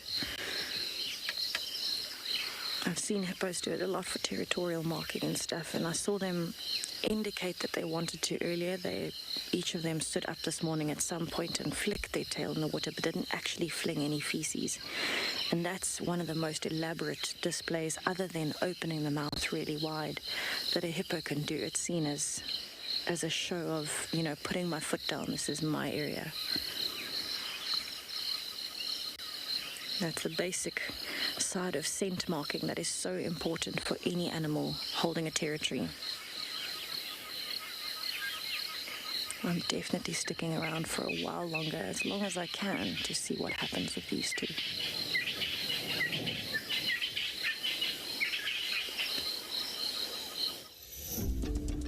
I've always dreamed of Africa since I was a little girl. And then I just decided, you know what? It's time to come. It's time to just live the dream. If you want to go on safari with a WildEarth guide, whilst honing your bush knowledge and of course featuring in one of our shows, then head over to our website. It is so exciting. You're able to see the difference of what you see on TV to how much work it actually is creating what you see on TV. The leopards, mareeps. How could you not really fall in love with that cat? He's got such a personality, and you never know what he's going to do. Sign up to be a WildEarth explorer, and you could be making your first ever on-screen appearance. It's about just being together and seeing and enjoying the animals and the great outdoors. It's just been a great experience. Certainly, if anyone's able to, dare to dream and come.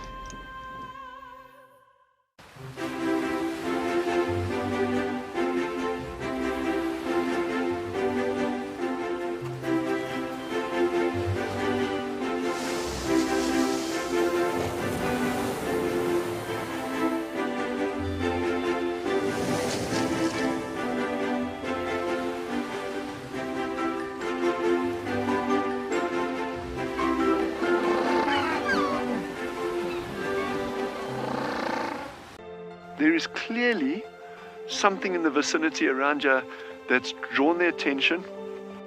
Yes, that meerkat in the tree is just the coolest of cool meerkats.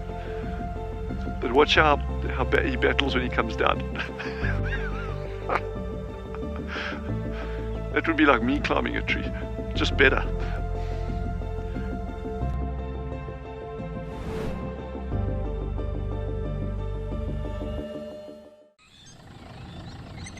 My favorite animal is a leopard, purely because I just think they are just the epitome of feline grace and power, and the way they can move about in any environment and remain hidden until they want to be seen, I just find incredibly intoxicating, and they're amazingly beautiful.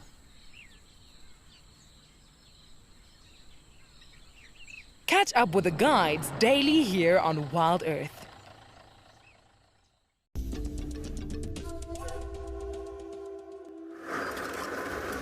Welcome back from Gari Dam live with the two hippos. We're now in an area called Nyala South Road. We headed currently fairly to the Central. Central is the area of surprise. surprised nowadays, because it's where Kalamba most of the time she travels along this road up and down. If she headed west, she used the same route. We have figured out with the tracks, and also after following Kalamba with the caps, we have taken us the same route. We are believing that maybe, of course, might bump to Kalamba in the area, but of course she might be on a kill. She might have moved in the area. We never know. We're just trying our luck. One thing with the bush, of course, many people that been guiding for many years, the reason behind that the bush always give them a different sort of entertainment. It cannot be the same. So that's the reason I like the bush, and people that have guided for many years, they know that every day is different. It cannot be same. Moving here, you might not even come across of Kalamba on the Kampala kill, or trying to hunt something or bring something down without expectation of being seeing something so special like that. That's reason all the time. This kind of trekking and driving, it's a game. It's like fishing, because you'll never know what are you going to catch if you put a rod and a fishing line on the water, because what's gonna come out, you don't know. I believe it's the same. Driving here, we don't know. We might, as we reach 300 meters, come across with the big crowd of a lion that we've never seen before, might be coming from Kruger National Park or Manyeleti for first time ever.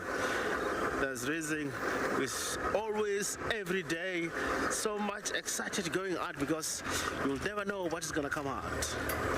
We're looking forward to the best. While we're still with you, here heading more to the east, we're gonna join Cheetah Cut Line not so long, and we'll move on the northern boundary. I keep hearing that there's activity of lions in the north, but it looks like they're taking time to come down in the area where we want them to see. Maybe around the corner, of course, they might decide that enough is enough, let's go and show from the other side, because they have to move, they have to hunt, they cannot afford to be in the same spot that it might cost them really failure when it comes to hunting, because the scent of a lion mustn't be in the same area. They have to move from one part to another, because the prey species of course, if they get a scent of lions, they tend to avoid that particular area. That's the reason you find that if a lion moves this portion, a leopard moves to the other portion, they survive in the area by avoiding one another. So it might be a time now, wherever the lions are, I'm thinking, and I might be right, because they've been long on that particular area, they have to move and get to another area where they haven't been, where the animal are so relaxed that never account any sign of the lions, is where they might make a kill on those areas. And very easy, because once they get in, the prey species, that might not even thinking that it might be lions on that area, they'll get surprised by the pride.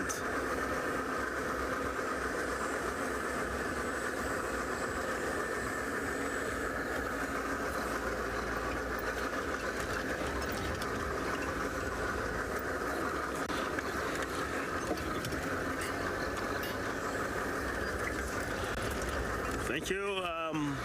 We'll be straight heading east, while Tessa still witnessing these two hippo having a stand.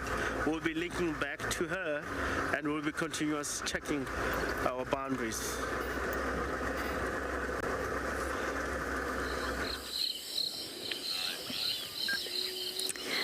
I completely agree, and I think it is almost time for the lions to come back. They have been absent for quite some time.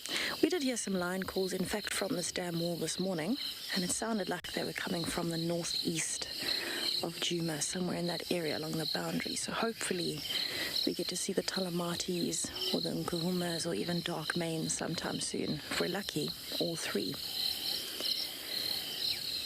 If you listen carefully, every now and then there is a hyena calling in the background. And a poor stomach. It was so loud. Sorry. That was quite a display. It was louder than my snooze. Thank you, Jared. Even the hippo thinks that's funny. Oh my word. I don't even remember what I was saying now. I'm so sorry. Oh, there's a hyena calling in the background. And it sounds like it is getting closer and closer when it does call. Maybe it can hear the commotion in the water. So very commonly with hyenas, if they know there are dams close by and they hear thrashing in the water, they actually come and have a look, because it could mean a crocodile has something, or the wild dogs have chased something into the dam. Wow. So they'll come and investigate. So I'm hoping we see a hyena come along here just now. And Paul did a very good job of trying to imitate it just before his stomach made a noise as well.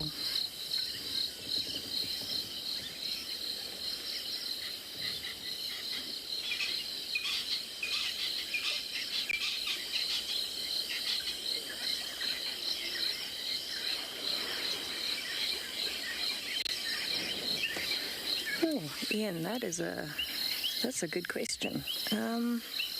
It's very tough to estimate, actually, but would probably be in one of the waterholes or river sections of the self-drive section of Kruger Park.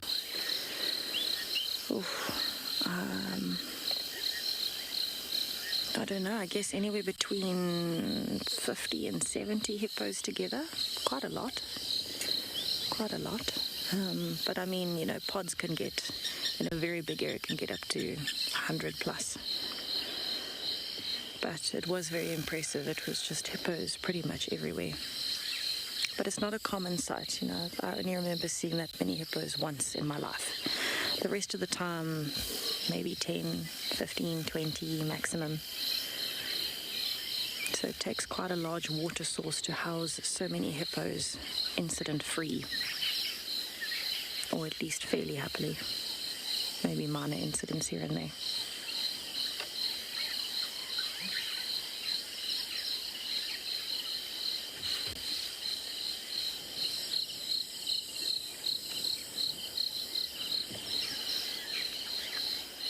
So this is definitely going in like ebbs and flows here this afternoon. It was similar this morning where they kind of get close to each other. And then there's a lot of displaying, and then every now and then they move back for a few minutes and they just look at each other. And I wonder if they're just calculating in those moments. Do I stand down? Do I attack? There's got to be quite a bit of tactic to this, because this is where you're balancing the scale again. Risk versus reward here. Do I stand down and hope he doesn't attack? Or stand down and that gives me a bit extra time to escape if I need to, or move out the way quickly? Do I go forward and hope that he backs off? Do I go forward and he might attack me back? There's a lot of risk and reward being weighed up by both of these hippos here. Because any fight in the animal kingdom, especially with something like a hippo that is so fiercely territorial, any fight could potentially be a fight to the death, always. Even with hyenas and other things. Oh, they're going for each other. The truce is over. We are back to the stare down.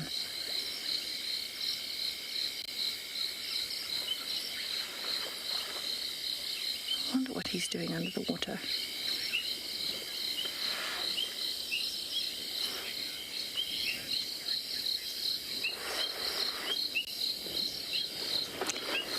Monica, actually, yes. So I tracked this imposter this morning. When I left the dam, I went down a few of the roads and found his tracks. And his tracks came all the way from the southern boundary and the area of Little Gowrie and Chitwa. So I think he came from one of the dams there. He could have come from Chitwa Dam itself. Maybe he's been kicked out of there by another male. Maybe he decided to move off, although I think he would have stayed there if it was just a decision he made on his own, because there are better resources there and actual females, where here there aren't. But he definitely came from the southern side, and his tracks came straight up along the entire road. There was no deviation. Wow. No deviation from the road at all. He knew where he was going and he went straight. It's very similar to a hyena. When a hyena is intent on something, it walks in a straight line.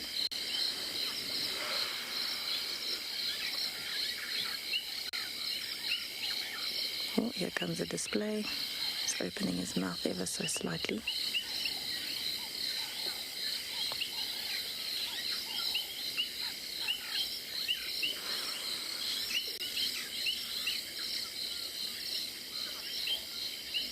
Wait for those bottom teeth. There they are. Wow.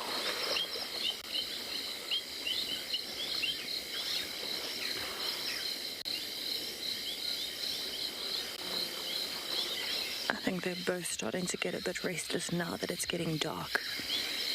I can barely see with my naked eye, I can barely see them in the water. I wonder what is going to play out with these two during the night tonight. I would love to be able to just sit out here all night and watch, but then I might not be so much fun in the morning.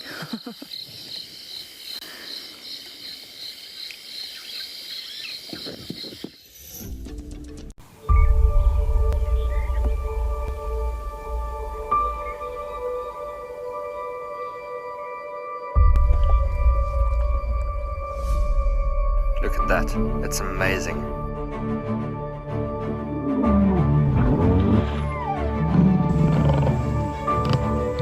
Wow. Hey. And 5, 4, 3, 2, 1. Live. Oh, that's cool. Just in there. And the black mamba's going up the tree and the mongoose is attacking it. He's gonna pounce again.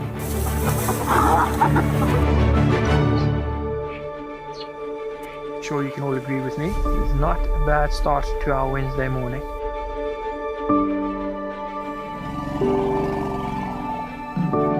Something that I have never seen before in my entire life that you are now watching live. Look at that. It's just beautiful. Fantastic display by a little herd of springbuck. How is this view? My heart is in my mouth, everybody. Amazing, they've locked their tusks together. You can hear the cracking branches.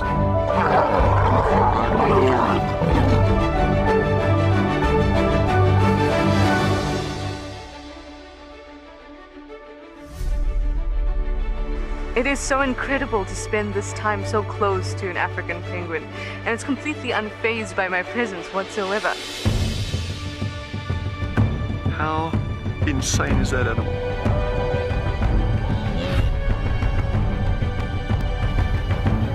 Amazing.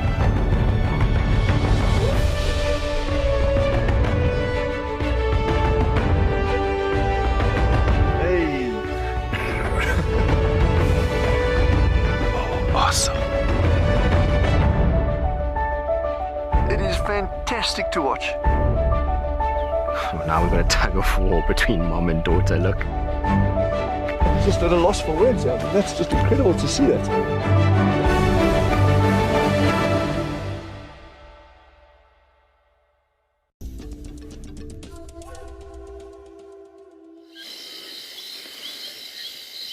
So I'm really hoping that they do decide to get out of the water in the very near future, as in the next few minutes, because they're getting a lot more intense and smaller gaps in between their standoffs now.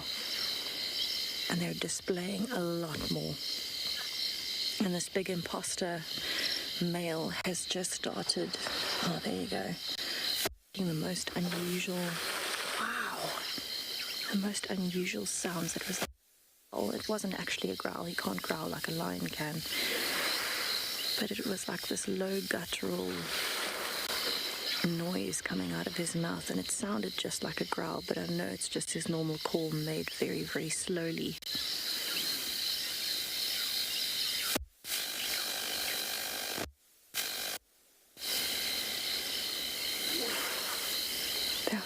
close together right now, it's ridiculous.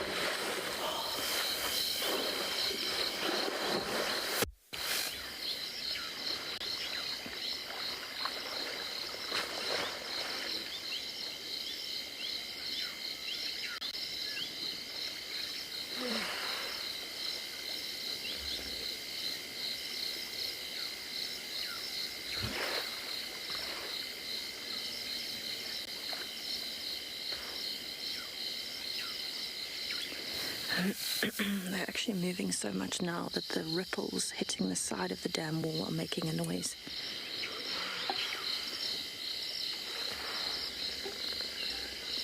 That's the noise I was talking about. It's a very slow hippo noise. It sounds like a growl when it comes out.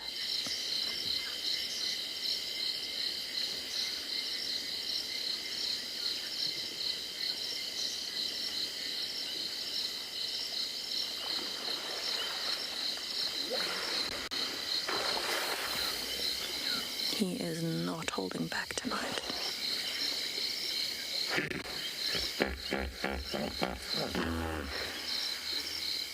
Oh, I hope you could hear that echo. It is unreal.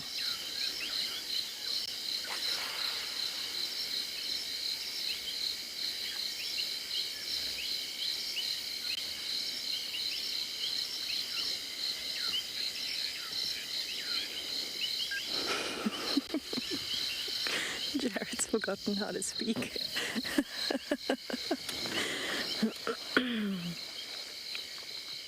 Yeah, you can definitely hear a little bit of the faint echo, I'm sure. It is very, very loud.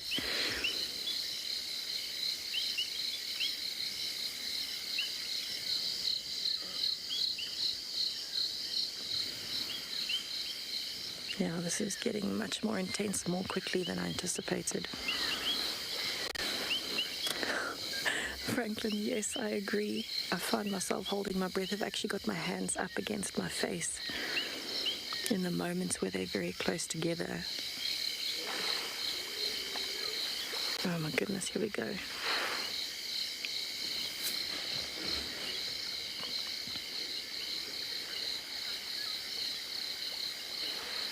Well, or not. I feel like the imposter is kind of taking on the attitude of no mercy right now.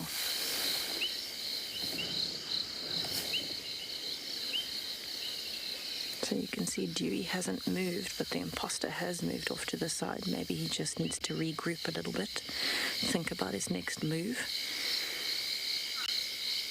And Dewey is listening very carefully at this point.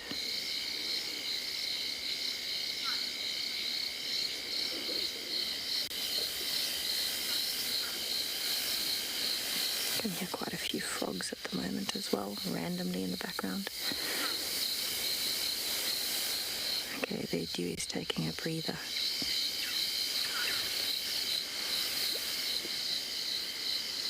So the new male is probably 10-12 meters away from him now. He's moved quite far off into the distance.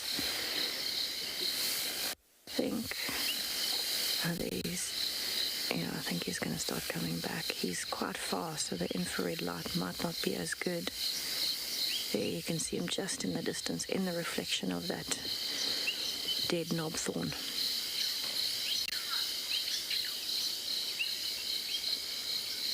He's regrouping before he comes back.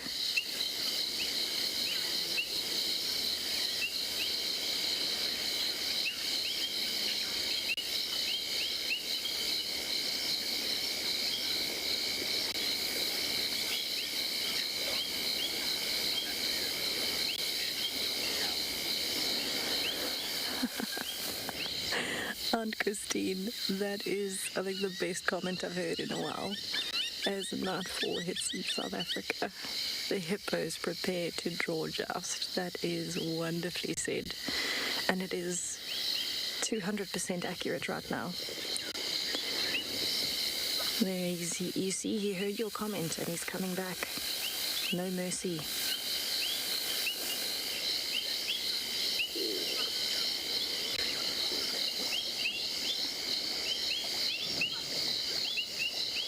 Oh my goodness. Dewey is moving away. Dewey's moving towards the bank. I didn't even notice that because it's gotten so dark until I heard the noise. And Dewey's already off to the right, and he looks like he's about to come out on that bank. You're going to see him now just behind those bushes, or the twigs. There he is. He looks like he's going straight for the bank, and the imposter is in hot pursuit at the moment. He's coming up behind Dewey. There's still about a 10-15 meter gap at the moment, but he's definitely coming up behind Dewey. Oh my goodness. All right, let's have a look if we can see any scratches or bites or injuries. He is coming out very slowly.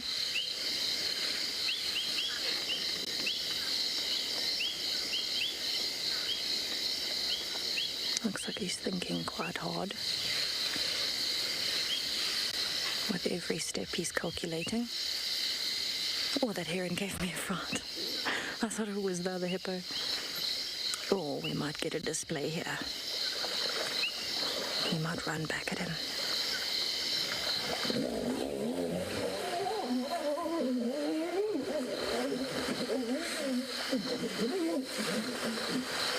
Oh my goodness.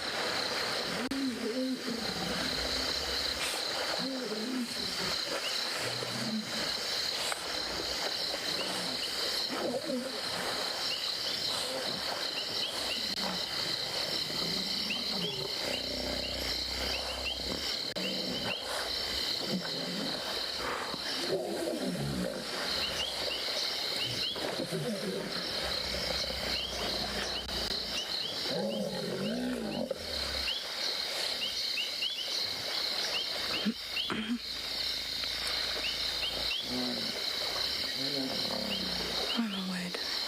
Those noises.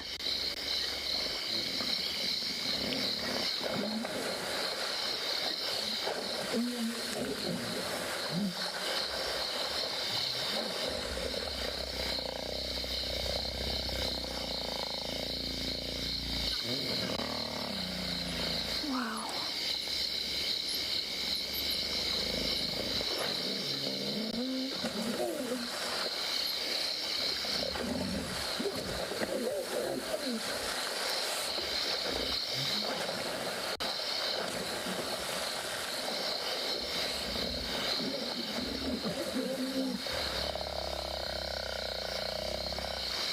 I know that there are twigs in the way, but I do not want to move right now. I don't want to interrupt.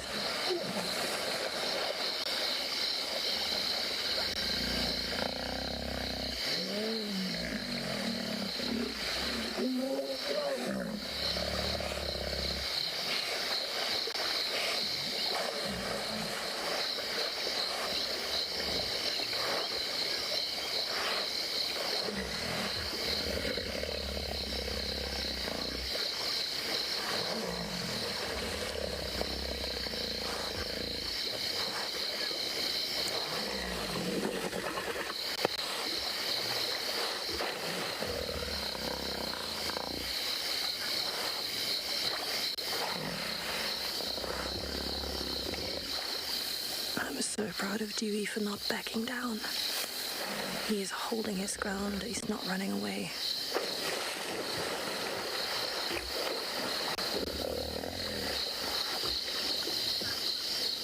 Oh my goodness.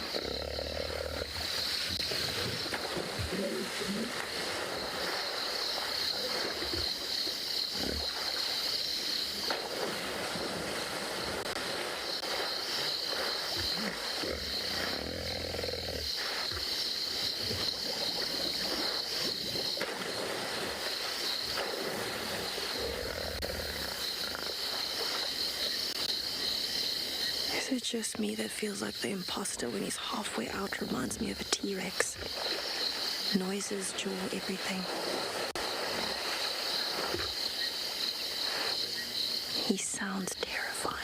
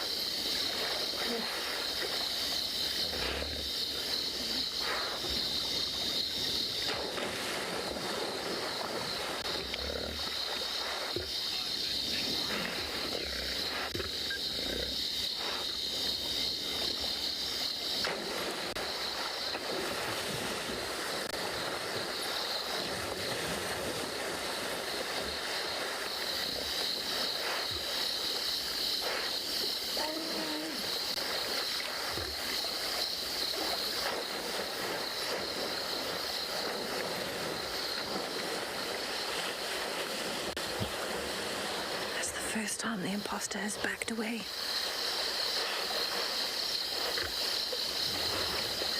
Oh my gosh. I feel like there should have been a whole separate feed on my facial reactions. I think my jaw is honestly on the floor the entire time.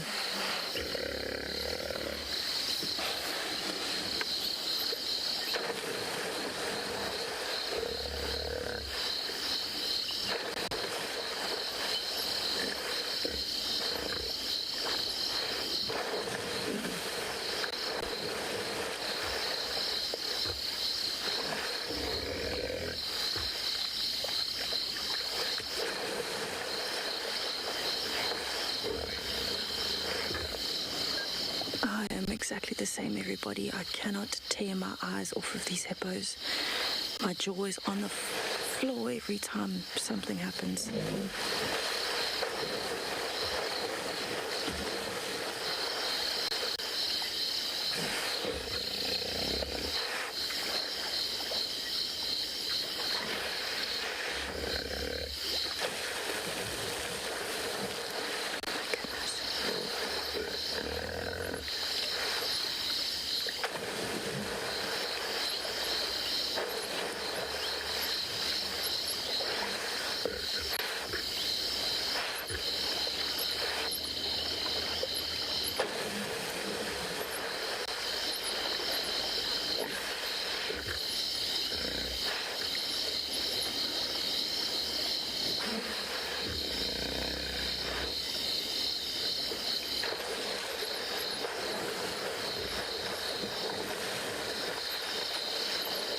Looks terrifying when he comes out of the water.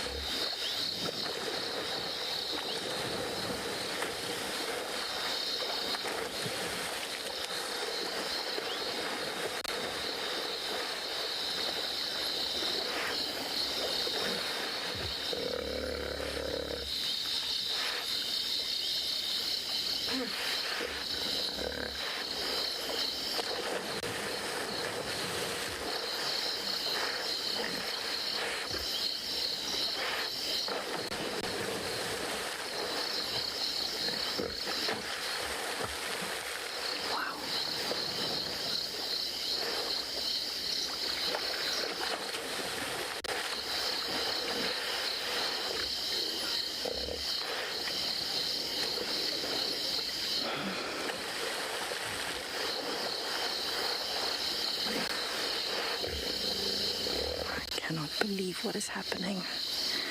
Unfortunately, we're at that time where we have to say goodbye, and I feel like I cannot tear my eyes away from this. What a turn. Wow.